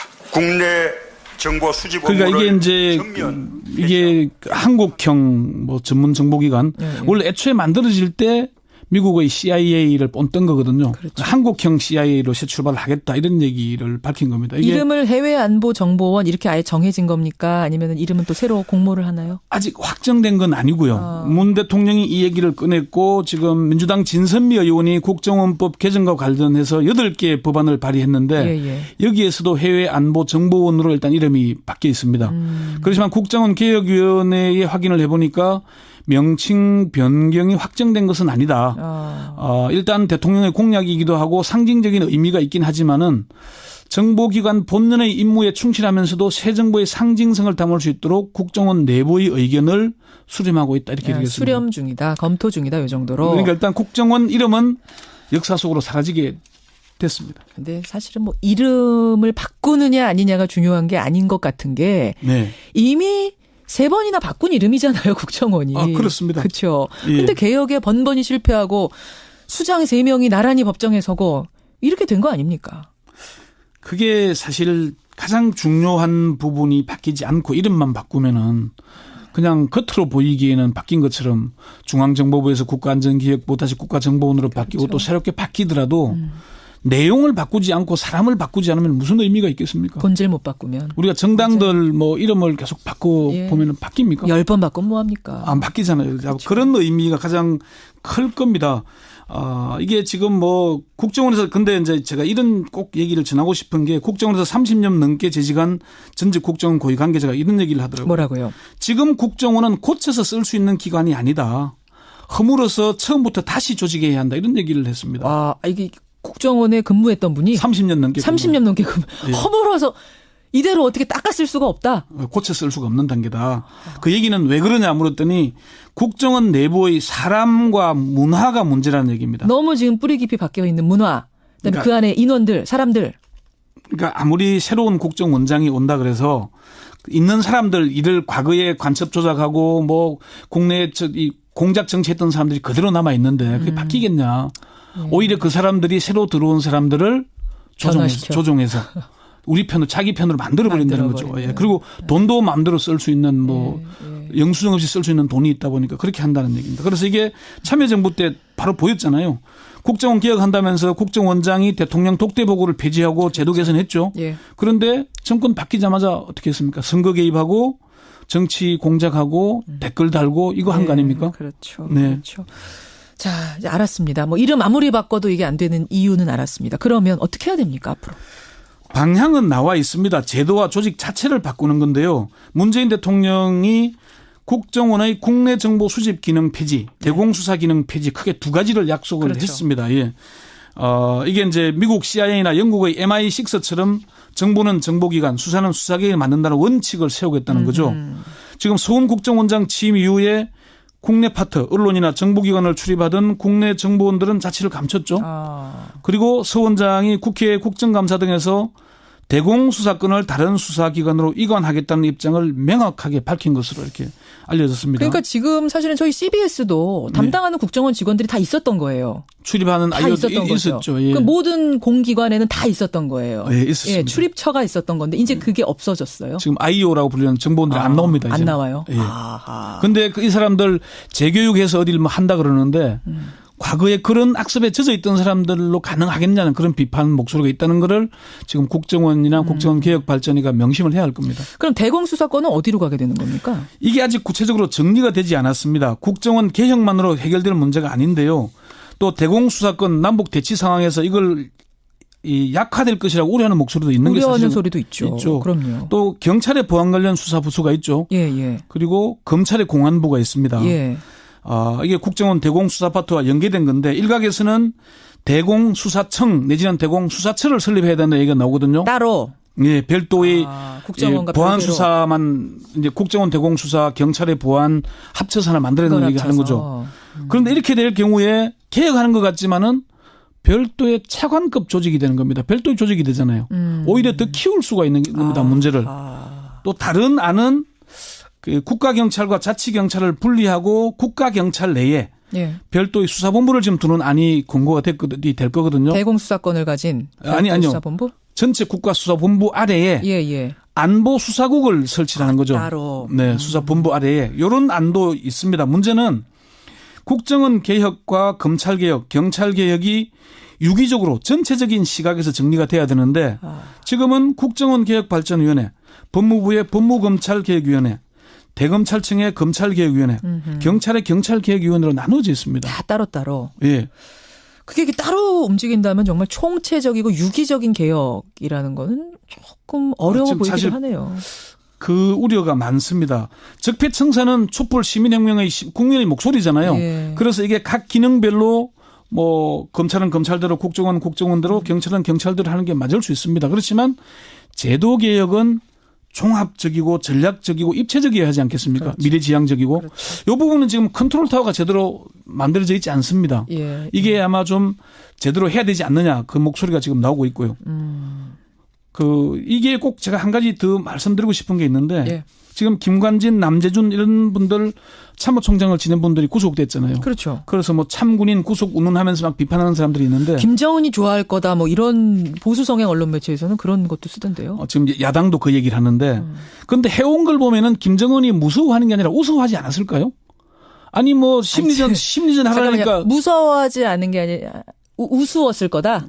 아니 말로는 공갈을 쳤는데 실제로 한 짓을 보면은 이게 대북을 한 게 아니라 사실은 국민들을 상대로 한 거잖아요. 그러네요. 그럼 이게 우스워한 사람이지 어떻게 무스워한 사람이겠습니까? 지금 발음이 우스운 거나 무스운 거나 비슷하게 들렸어요. 권영철 선임 기자 오늘 따끔한 비판해 주셨어요. 수고하셨습니다. 네.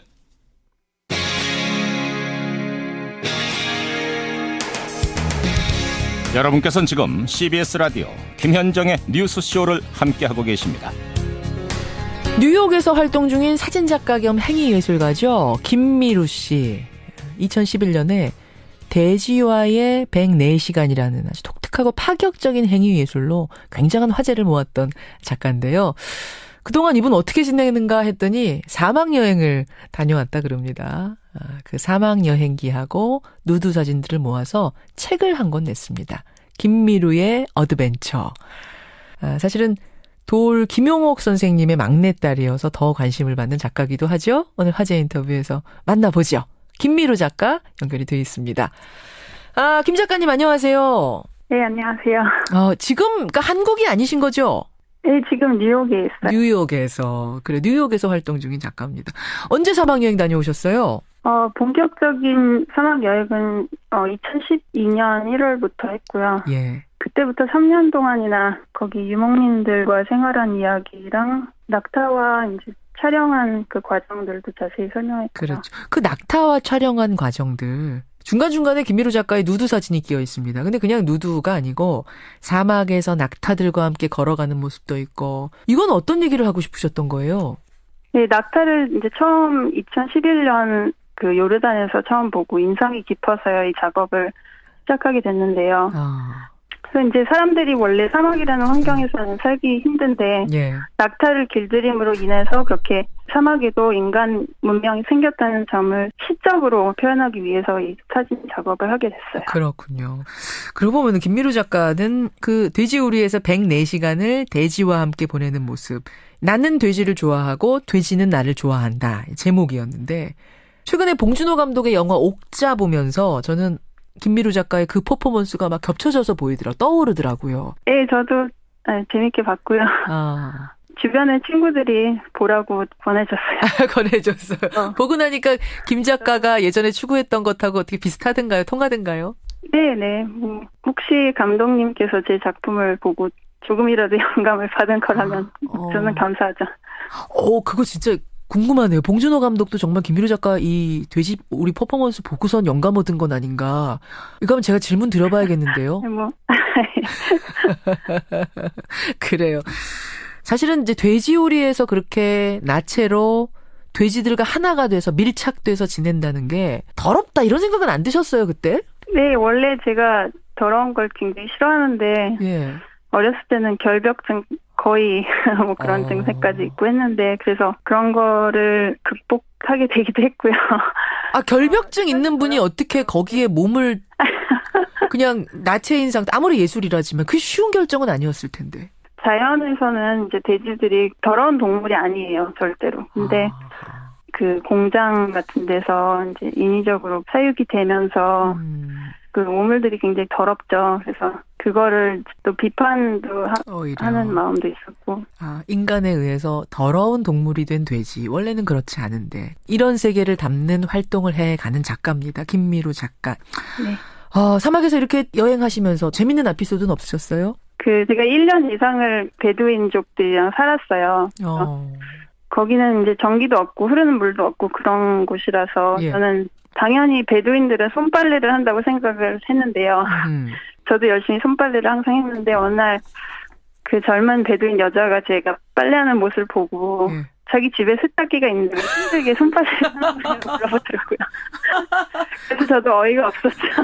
당연히 이분들은 자연과 함께 사는 사람들인데 손빨래를 하겠거니 했는데 뭐 그런 일들이 한둘이 아니었어요. 거기 요르단에서 살면서는 오해받는 일도 있지 않아요? 좀 위험한 순간 같은 거? 네, 많이 있었어요. 어떤 일이 있었어요? 특히 뭐 이집트나 말리 같은 데는 알카에다 조직에 의한 유괴 사건들도 있고 그래서 굉장히 무서웠고요. 그래서 사실 그냥 가는 것도 위험한데 혼자 가서 누구 사진 작업까지 하는 그래서 막 빨리빨리 숨어서 얼른 못 입고 그런 적도 몇 번 있었어요. 야, 보통 일이 아니네요. 그런 위험을 감수해가면서 찍은 사진들이 여러분 여기 지금 담겨 있는 겁니다. 책을 본 아버지 도올 선생님 반응은 어때요? 네, 굉장히 흐뭇해하셨어요. 흐뭇해. 딱 첫 마디가 뭐였습니까? 네, 뭐 최고라고 칭찬 많이 해주셨어요. 아, 최고라고. 아버지도 물론 뭐 범상치 않은 분이십니다만 그래도 딸이 다른 것도 아니고 자유분방한 예술을 하니까 좀 튀는 예술을 하니까 조금은 내심 꺼리실 수도 있을 것 같은데. 네, 처음에는 좀 그랬는데 금방 또 뉴욕타임스에도 나고 그 테드라는 그 유명한 프로그램, 예. 테드.com. 예, 거기서 토크도 제가 하고 그래서 그걸 들으시고 이제 사상이 깊게 있구나 그렇게 인정을 하기 시작하셨군요. 그래요. 딸이 바라보는 도올 선생님은 아버지는 어떤 분이에요? 저한테는 뭐 자식들을 정말로 많이 사랑하시는 아버님 그렇죠. 그냥 도올이란 분도 자식들 앞에선 그냥 자식 걱정하는 아버지. 네, 그래요. 그래요. 앞으로의 계획은 뭡니까? 앞으로는 이제 정글 쪽에 이번에는 사막 다음에 정글입니까? 새로 하는 프로젝트가 식용벌레에 관한 건데요. 제가 원래 그 애벌레 공포증이 있었는데 어려서부터 그거를 없애느라고 한번 먹어보자. 그런 컨셉으로. 결벽증이 있어서 돼지우리 작업을 하고 애벌레 공포증이 있어서 식용벌레를 찾아다니고. 야, 독특한 분입니다.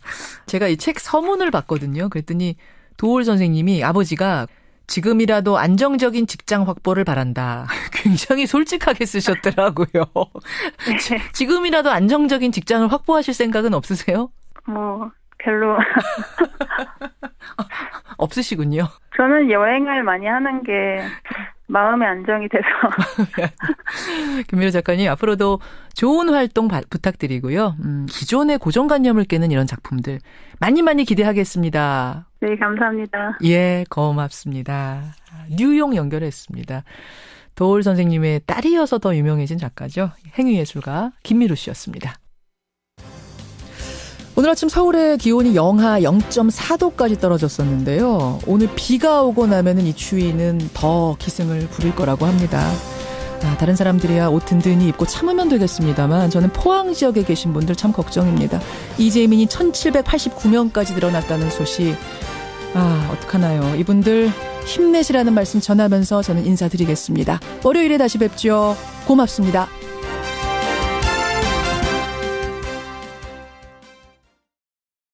것 같습니다. 마지막 행간 뭔가요? 마지막 세 번째 행간은 언제 어디서 지진이 일어날지 아무도 예측할 수 없다 이겁니다.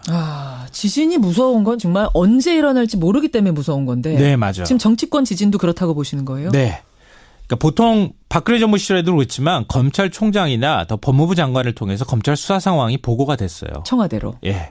그런데 이번 정부에서는 그런 게 없다고 합니다. 그렇죠. 오히려 문무일 검찰총장이 수사 기밀을 유출하는 검사는 각오해라 이렇게 엄포를 놨다고 합니다. 그리고 청와대에서도 조국 민정수석이 항상 그랬잖아요. 우리는 간섭 안 한다. 네. 독립적으로 운영될 거다. 그리고 지금 이 이름이 거명되는 의원들이요. 뭔가 기획사정을 해서 나왔다기보다는 뭐 전 보좌관의 변호사비 대남 요구, 롯데홈쇼핑 재승인 로비, 뭐 국정원 특수활동비 수사하다가 걸려 나온 거예요. 맞아요.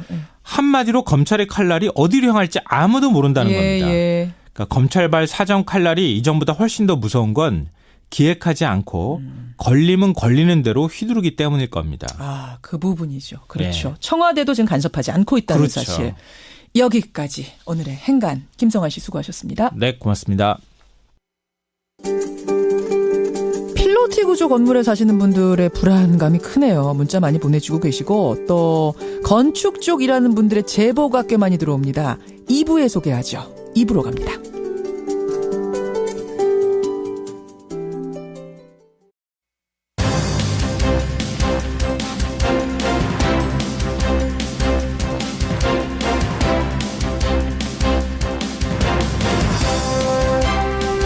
김현정의 뉴스쇼 2부 출발합니다. 오늘 2부는 정치로 시작을 합니다. 이명박 전 대통령 측이요. 이렇게 검찰 수사가 계속되면 문재인 대통령이 퇴임한 후에 온전하겠느냐 이런 말을 했고요. 또 노무현 파일을 우리는 꺼낼 수밖에 없다 이런 말도 했답니다. 노무현 정부 당시에 법무부 장관을 지낸 국민의당 천정배 전 대표는 이 말에 어떻게 답할까요? 잠시 후에 연결을 해보죠. 지금 수능이 연기되면서 고3 학생들은 물론이고 우리 사회 전체가 혼란스러운 상황인데요. 그만큼 대입은 우리나라에서 얼마나 중요한 건가 다시 한번 실감을 합니다. 그런데 우리 아이들의 입시 전쟁은 이미 초등학교부터 시작된다는 말이 요즘 유행이랍니다. 초등학교 5학년이 중2 과정을 공부하고 있고 중2는 고2 과정을 훑어보는 이 현실. 훅뉴스에서 김정훈 기자가 짚어드립니다.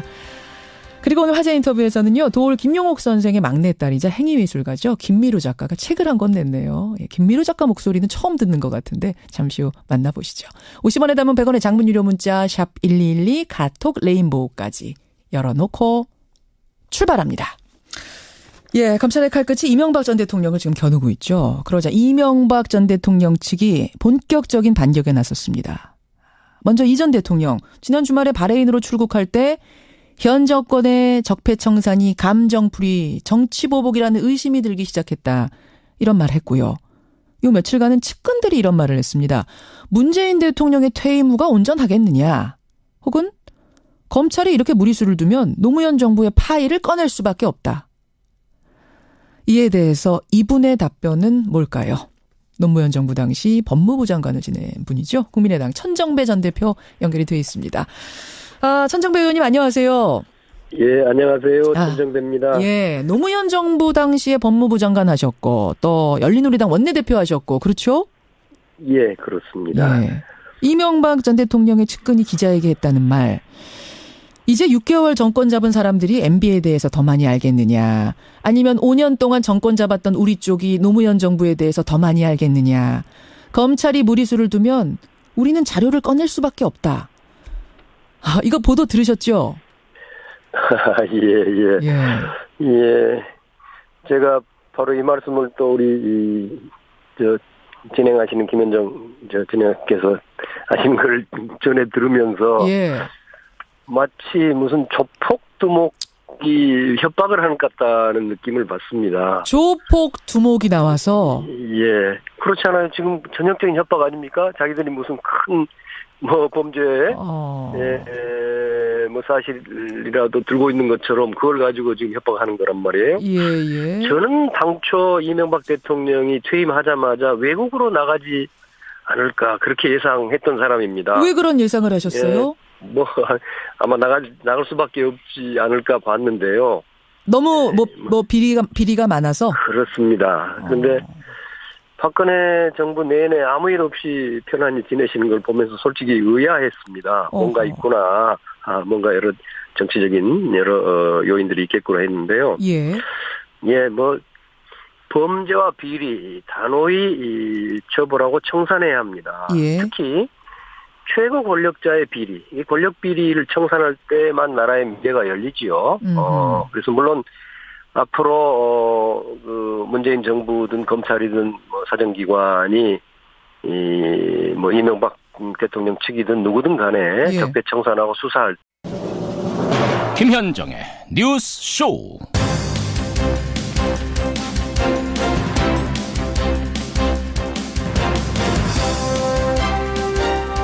애청자 여러분, 특히 포항 지역의 분들 밤사이 안녕하셨습니까?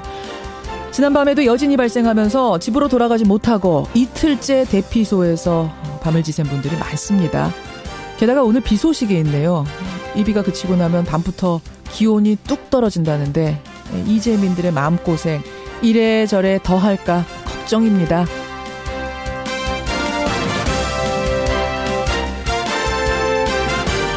그런데요, 정치권에도 한파가 몰아닥쳤습니다. 청와대 특수활동비를 상납한 혐의로 구속영장이 청구됐던 전직 국정원장 3사람 가운데 2사람, 남재준, 이병기 전 원장은 밤사이에 구속이 됐습니다. 이병호 전 원장만 기각이 됐지요. 준 사람이 있으면 받은 사람이 있습니다.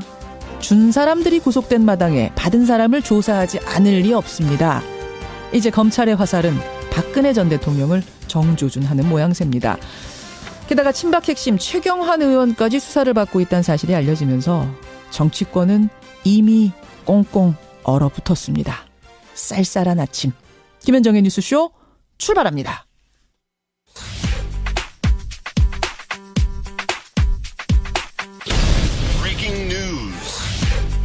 김현정의 뉴스쇼가 주목한 오늘의 포인트, 민경남 프로듀서 나와 있습니다. 어서 오세요, 민 PD. 안녕하세요. 오늘 첫 번째 포인트 뭐부터 볼까요? 박근혜의 턱밑입니다. 예, 국정원 특활비 상납 의혹. 제가 오프닝에서도 설명드렸습니다만 그 얘기죠? 간밤에 박근혜 정부 당시 3명의 국정원장 중에 남재준, 이병기 2명이 구속됐습니다. 예.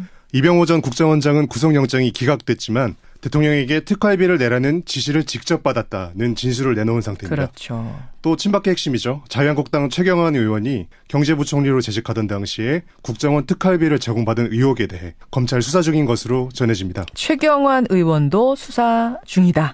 네. 그리고 안봉근 이재만 두 전직 청와대 비서관이 특활비를 상납받은 혐의로 구속이 된 상태죠. 그렇죠. 이 과정에서 이미 박근혜 전 대통령이 공범으로 적시된 상태입니다. 예. 검찰 수사가 점점 박근혜 전 대통령의 턱밑을 조여오는 모양새입니다. 그러니까 지금 국정농단으로 이미 재판을 받고 있는 건데 거기다가 국정원 특활비까지 추가 수사를 받아야 되는 이런 상황에 지금 놓인 겁니다. 그렇습니다. 예, 수사가 초일기에 들어갔다고 봐야겠네요.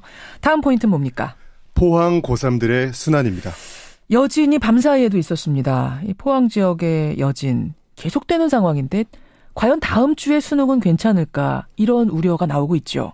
네. 포항 시내 수능 고사장 14곳 중에 10곳에 균열이 발생해서 당국에서 안전점검 중이죠. 예. 김부겸 행정안전부 장관은 어제 포항 지역 수험생들이 인근 지역에서 시험을 볼 수 있게 하겠다고 말했습니다. 그러니까 이동을 해서 다른 곳에서 시험을 볼 수 있도록? 그렇습니다. 네, 하지만 교육당국에서 긴급 설문조사를 해본 결과 포항 지역 수험생들의 80% 이상은 여전히 포항에서 시험을 보기를 원한다고 합니다. 그렇죠. 상식적으로 생각을 해도 어떤 낯선 지역으로 가서 시험 본다는 게 이게 좋은 건 아니니까. 그렇죠. 좋을 리는 없으니까.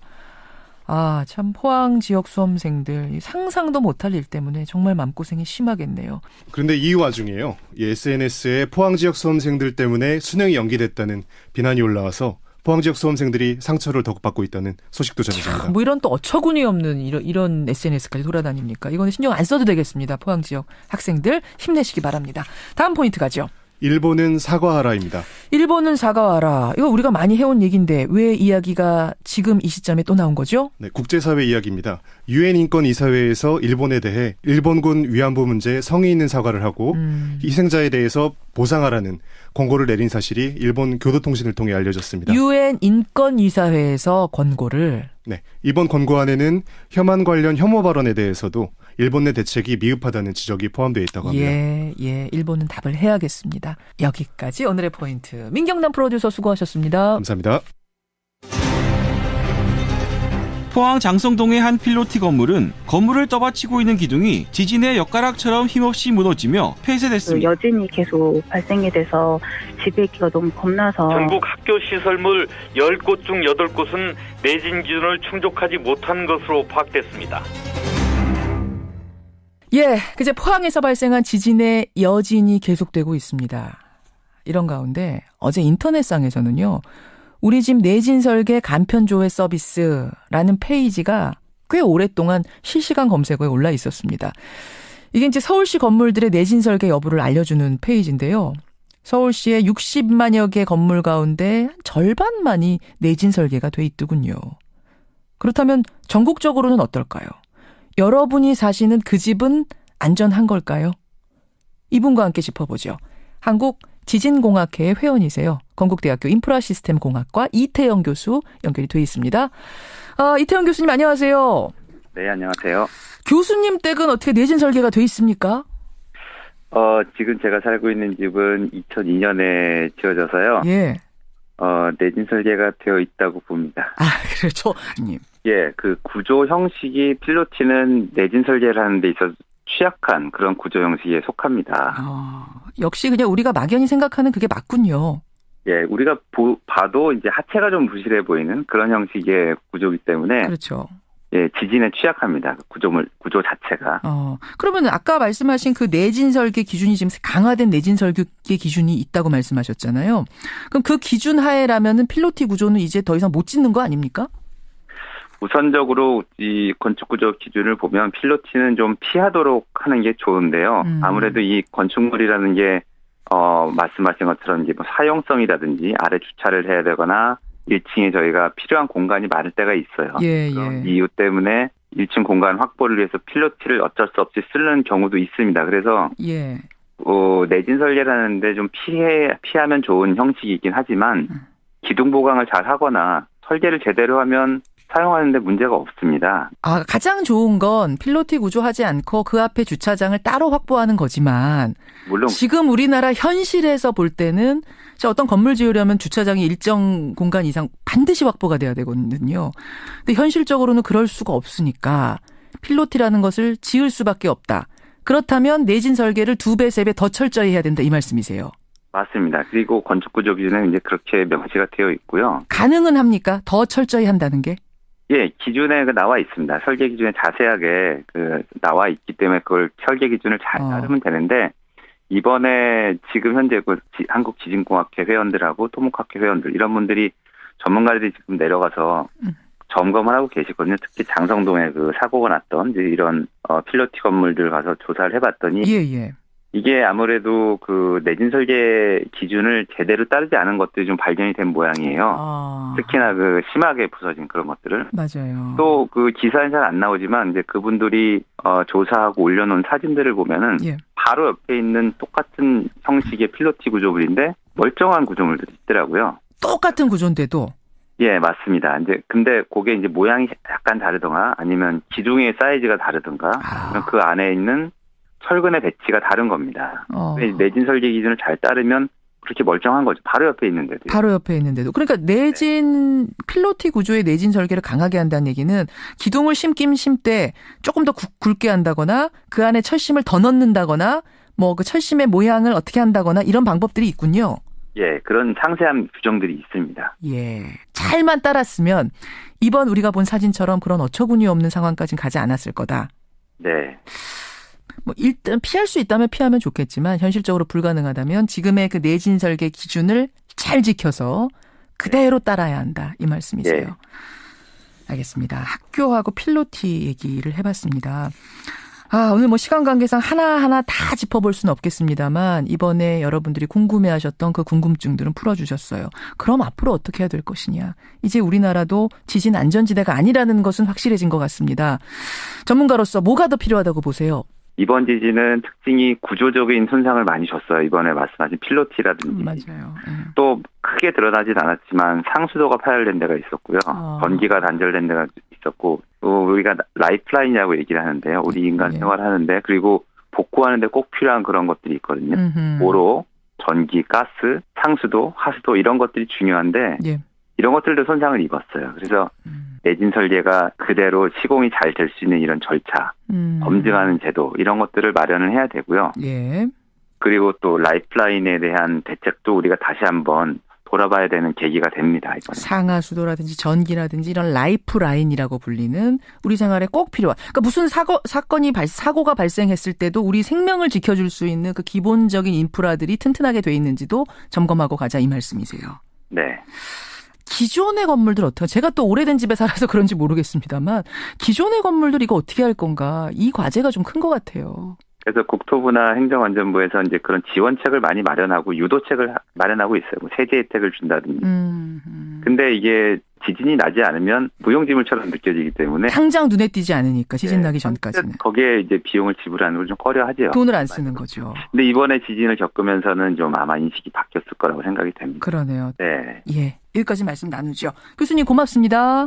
네, 감사합니다. 건국대학교 인프라시스템공학과 이태영 교수였습니다.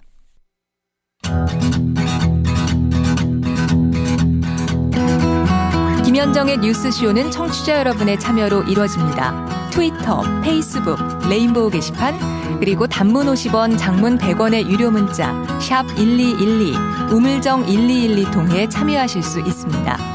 김현정의 뉴스쇼, 여러분과 함께 만듭니다. 김성환의 행간 시사평론가 김성환 씨 나오셨습니다. 어서 오십시오. 네, 안녕하세요. 김성환 씨 사는 집은 괜찮은가요? 아니요, 전세라서요.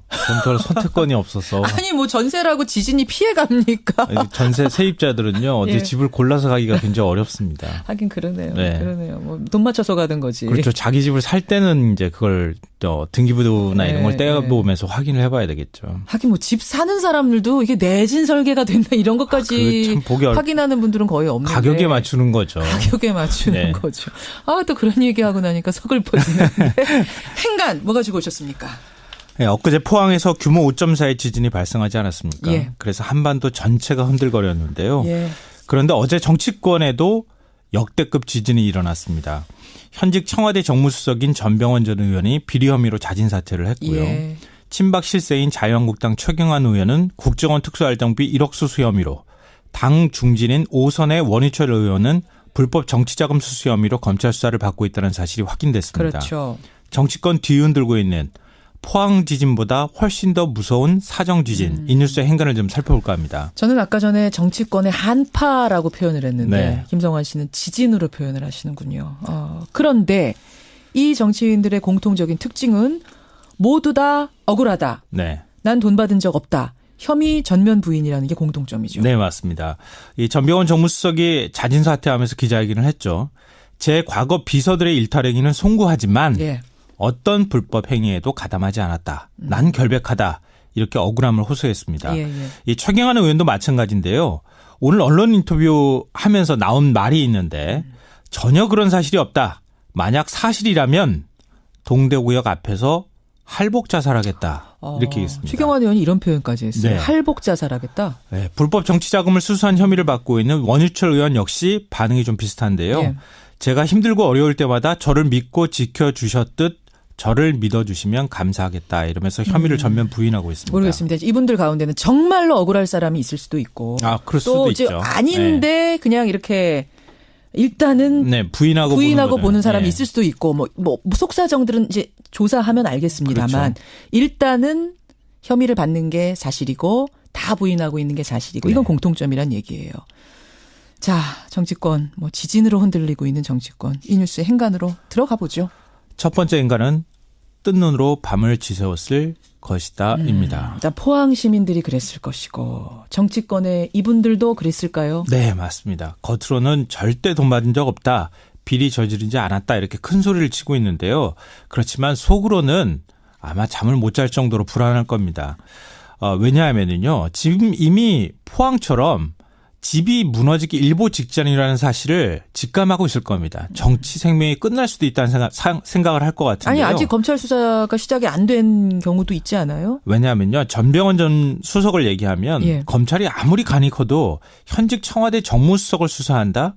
그리고 피의자 신분으로 소환 통보를 한다. 이거 웬만한 자신감 아니면 안 되거든요. 그만큼 혐의 입증을 자신하고 있다. 이런 얘기가 될 수 있고요. 현직이었던 사람에 대해서 그 정도 그러니까 내주 초에 지금 소환한다는 건데. 살아있는 권력을 건드리는 거거든요. 이건 뭔가 증거 확보가 지금 됐다는 자신감이 있는 걸 거다. 네, 그렇습니다. 그리고 가장 든든한 버팀목이 어디입니까? 청와대잖아요. 청와대죠. 청와대 반응도 좀 싸늘합니다. 지금. 어떻게요? 오히려 임종석 비서실장이 적절한 판단을 내리시라. 그동안 여러 차례 자진 사퇴를 종용했다고 합니다. 전 수석을 향해서. 네. 최경환 의원도 마찬가지인데요. 자신이 한때 주군으로 모셨던 박근혜 전 대통령. 구속 상태이죠. 그렇죠.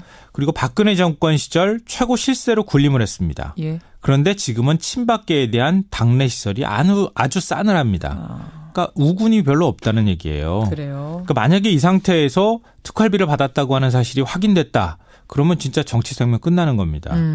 원유철 의원도 마찬가지인데요. 이 검찰이 오선의 국회의원 지옥구 사무실을 압수수색하면서 이거 공개 수사한다는 건 그만큼 혐의 입증에 자신감이 있다는 얘기입니다. 원유철 의원 5선입니다, 여러분. 네. 예. 그러니까 그냥 2, 3선도 아니고 5선이기 때문에 보통 국회의장쯤 되면 한 7선 정도 되면 되거든요. 맞아요. 이거 대단한 자리입니다. 그런데 이렇게 검찰이 압수수색을 공개적으로 했다는 것은 역시 마찬가지로 혐의 입증에 자신을 하고 있다는 얘기가 될 수 있습니다. 항상 다 그랬던 건 아니에요. 항상 물론 다 그랬던 건 아니지만 이제 보편적으로 보면은 그렇지 않았겠는가. 예. 그래서 지금 두려움에 떨고 밤잠을 이루지 못했을 것이다라는 얘기입니다. 두 번째 행간 뭡니까? 두 번째 행간은 이거는 전진에 불과할 수 있다입니다. 요즘 뭐 전진, 본진, 여진 이런 얘기들 하는데 전진에 불과할 수 있다고요? 포항도 뭐 더 큰 지진이 일어날 수 있다 이렇게 경고가 나오고 있는데요. 혹시 지금 이 지진이 전진 아니냐 이 얘기가 전문가들 사이에 나오죠. 네. 정치권에도 조만간 규모 7.0 아니 그 이상의 초대형 지진이 일어날 수 있다는 얘기입니다. 그만큼 쌓인 응력이 크다는 얘기가 될 수 있는데요. 왜냐하면요. 강원랜드 채용 비리하고 선거법 정치자금법 위반 혐의로 검찰 수사를 받거나 재판 중인 자유한국당 의원이 10명 안팎입니다. 그래요. 여기에 최경환 의원의 특활비 의혹까지 터져버렸거든요. 그러니까 정말 친박 중에서 최경환 의원 혼자만 이런 거 받았을까요? 자칫하면 최경환 발 특활비 의혹이 정치권 전체로 번질 수도 있는 상황입니다. 여기에 살아있는 권력인 청와대 정무수석까지 검찰 사정권에 들어갔습니다. 만약에 이 모든 게 한꺼번에 터져나온다? 이거는 지금 나오는 상황은 전진에 불과할 수도 있습니다. 박지원 전 대표, 국민의당 박지원 전 대표가 페이스북에 어제 국정농단 댓글에 이어서 총체적으로 비리 사찰 공화국이 되어간다 이렇게 표현까지 했습니다. 물론 이게 부정적인 표현일 수도 있지만 사찰 국면이 시작됐다고 얘기하고 있다고도 볼 수 있습니다. 저도 어제 간편 조회 시범 서비스 들어가 봤는데 저는 확인이 어렵습니다 이렇게 나오더라고요. 제가 사는 아파트는. 근데 이게 어떤 건물은 돼 있고 어떤 건물은 내진 설계가 안 돼 있고 기준이 뭡니까? 예, 그게 우리나라에서 1988년부터 건축물의 내진 설계를 도입을 했는데 그 당시에는 6층 이상 건물에 대해서 적용을 했어요. 88년에 6층 이상 건물은 내진 설계를 해라. 네. 그리고 그게 이제 확대가 좀 되는 게 5층 이상으로 확대가 되는 게 2005년에 확대가 됐고 그 점차 3층 그리고 작년에 정주 지진 이후에 이제 2층 이상은 내진 설계를 하도록 규정이 좀 강화가 되고 있습니다. 그렇군요. 그러면은 88년 이전에 지어진 6층 이하 88년 이전에 지어졌거나 88년이 넘어서도 6층 이하의 건물이면은 내진 설계가 안 돼 있을 가능성이 큰 거네요. 네, 5층까지는 내진 설계가 안 된 거죠. 그러네요. 지금 들으시는 분들 중에 우리 집은 어떻게 되는 거지? 이것들 아마 파악하고 계실 텐데 지금 손으로 셈하고 계실 텐데 전국적으로 실태가 파악된 게 있습니까? 그게 이제 그 의원들께서 국회의원들께서 이제 조사들을 하는데 올해 7월 기준으로 해서 전국의 내진 대상 건축물 중에서 20% 정도가 내진 설계가 되어 있는 거로 밝혀졌습니다. 우리나라에 저층 건축물들이 많아요. 그래서 뭐 아까 말씀드린 것처럼 5층 이하의 건물들도 많았고 특히나 3층 이상을 포함한 거는 몇 년 안 되기 때문에 그러네요. 예, 이번에 뭐 포항에서 사고가 났던 뭐 필로티 건물, 뭐 빌라들 이런 것들이 동수는 굉장히 많거든요. 그래서 이 내진 비율이 이렇게 떨어지는 겁니다. 그러니까 이게 규정이 바뀐 후에 지었는데도 뭐 안 지켰다 그런 얘기가 아니라 이미 규정이 강화되기 전에 지어진 건물이 워낙 많다 보니까. 예, 맞습니다. 지금의 내진 설계 기준으로 보자면, 지금 현재 기준으로 보자면 한 20%밖에 만족하는 게 없다. 네. 그래요. 일단 그럼 하나하나 좀 보죠. 지금 정도의 내진 설계 기준이면은 앞으로 지어질 건물들은 괜찮겠습니까? 아니면 더 강화해야겠습니까? 설계 기준 자체를 보면은 문제가 없습니다. 그러니까 그 지금 제시되어 있는 건축 구조 기준에 맞춰서 설계를 한다면 건축물의 규모와 상관없이 문제가 없어요. 지진이 와도. 지금 정도의 기준이면은 상당히 강화가 돼 있다. 예, 기준 자체는 뭐 선진국 수준으로 저희가 되어 있기 때문에 그래요. 그대로 설계하고 그대로 시공한다면 문제가 없습니다. 자, 그러면 이미 기존에 지어진 건물들 말씀하신 대로 80%가 다 그렇게 강화된 내진 기준에 맞춰져 있지 않는데 이 건물들은 어떻게 합니까? 그런 것들이 이제 내진 보강이라는 걸 해야 되는데요. 내진 성능을 평가해서 지금 기준보다 어느 정도 모자르다 이런 것들을 파악을 하는 절차가 있거든요. 그래서 그 부족한 것들이 발견이 되면 그 부족한 부분을 보완해 줄 수 있는 내진 보강 공사를 해야 됩니다. 내진 보강 공사 이게 가능한 거예요? 그게 기술이 있고요. 뭐 그런 것들이 연구가 많이 돼서 실제로 뭐 예를 들면 우리나라 지금 학교 건물 같은 것들은 내진 보강 공사를 꽤 진행을 하고 있어요. 그래요. 예. 자, 학교 얘기가 나왔으니까 학교 건물 얘기부터 좀 풀어가 보죠, 그러면. 이번에 크게 이슈가 된 게 이제 두 가지 정도입니다. 뭐 오늘 다 짚어볼 수는 없을 테니까요. 한 두세 가지 정도가 이슈가 크게 논란이 됐는데 하나가 학교 건물, 하나가 필로티 구조. 여기들이 크게 주목을 받았습니다. 이번에 대학교 외벽 무너진 것들 뭐 동영상 보고 많이들 놀라셨을 테고 또 고등학교에 건물 균열 발생한 것들도 많이 보셨을 거예요. 근데 우리가 학교를 특히 이번에 주목을 해서 그런 건가요? 아니면 실제로 학교 건물이 다른 건물들에 비해서 내진율이 떨어지는 건가요? 실제로 아까 뭐 전국적으로 20% 정도가 내진 설계가 되어 있다고 말씀을 드렸는데 예. 학교 건물만을 보면은 약 25% 정도가 내진율을 보유하고 있어요. 그러면 뭐 평균이나 비슷비슷하네요. 예, 뭐 크게 떨어지는 건 아닌데 저희가 학교 건물을 집중하는 이유는 일단 뭐 어린 아이들, 학생들은 저희가 우선적으로 보호해야 되는 대상이기 때문에 그렇기도 하고요. 물론이죠. 또 미국, 일본 같은 데서는 이제 학교 건물들을 이렇게 대피소로 쓰이는 경우가 많이 있습니다. 그렇게 이제 보호가 잘 내진 설계가 되어 있는 건물이다 보니까 그런 이유로 학교 건물에 저희가 주목을 하는 거고 특히나 2008년에 중국의 스촨성 지진이 크게 났는데 그때 학교 건물이 무너진 경우가 있었어요. 그래서 이제 아이들이 다치고 했기 때문에 그때 이후로 학교 내진 보강을 시작을 하게 된 겁니다. 2008년 스촨성 지진 때 그 학교 여러분 기억하실 거예요. 아이들이 다 묻혔었던. 그런데도 아직도 25% 수준밖에 안 됐어요. 비용이 많이 듭니다. 재원을 확보하는 게 힘들었고요. 예. 그리고 학교라는 게 특성이 방학 때만 이 공사를 할 수 있는 그 여건이 있기 때문에 그러네요. 그런 면에 있어서 아마 추진이 좀 더뎠던 것 같고요. 예.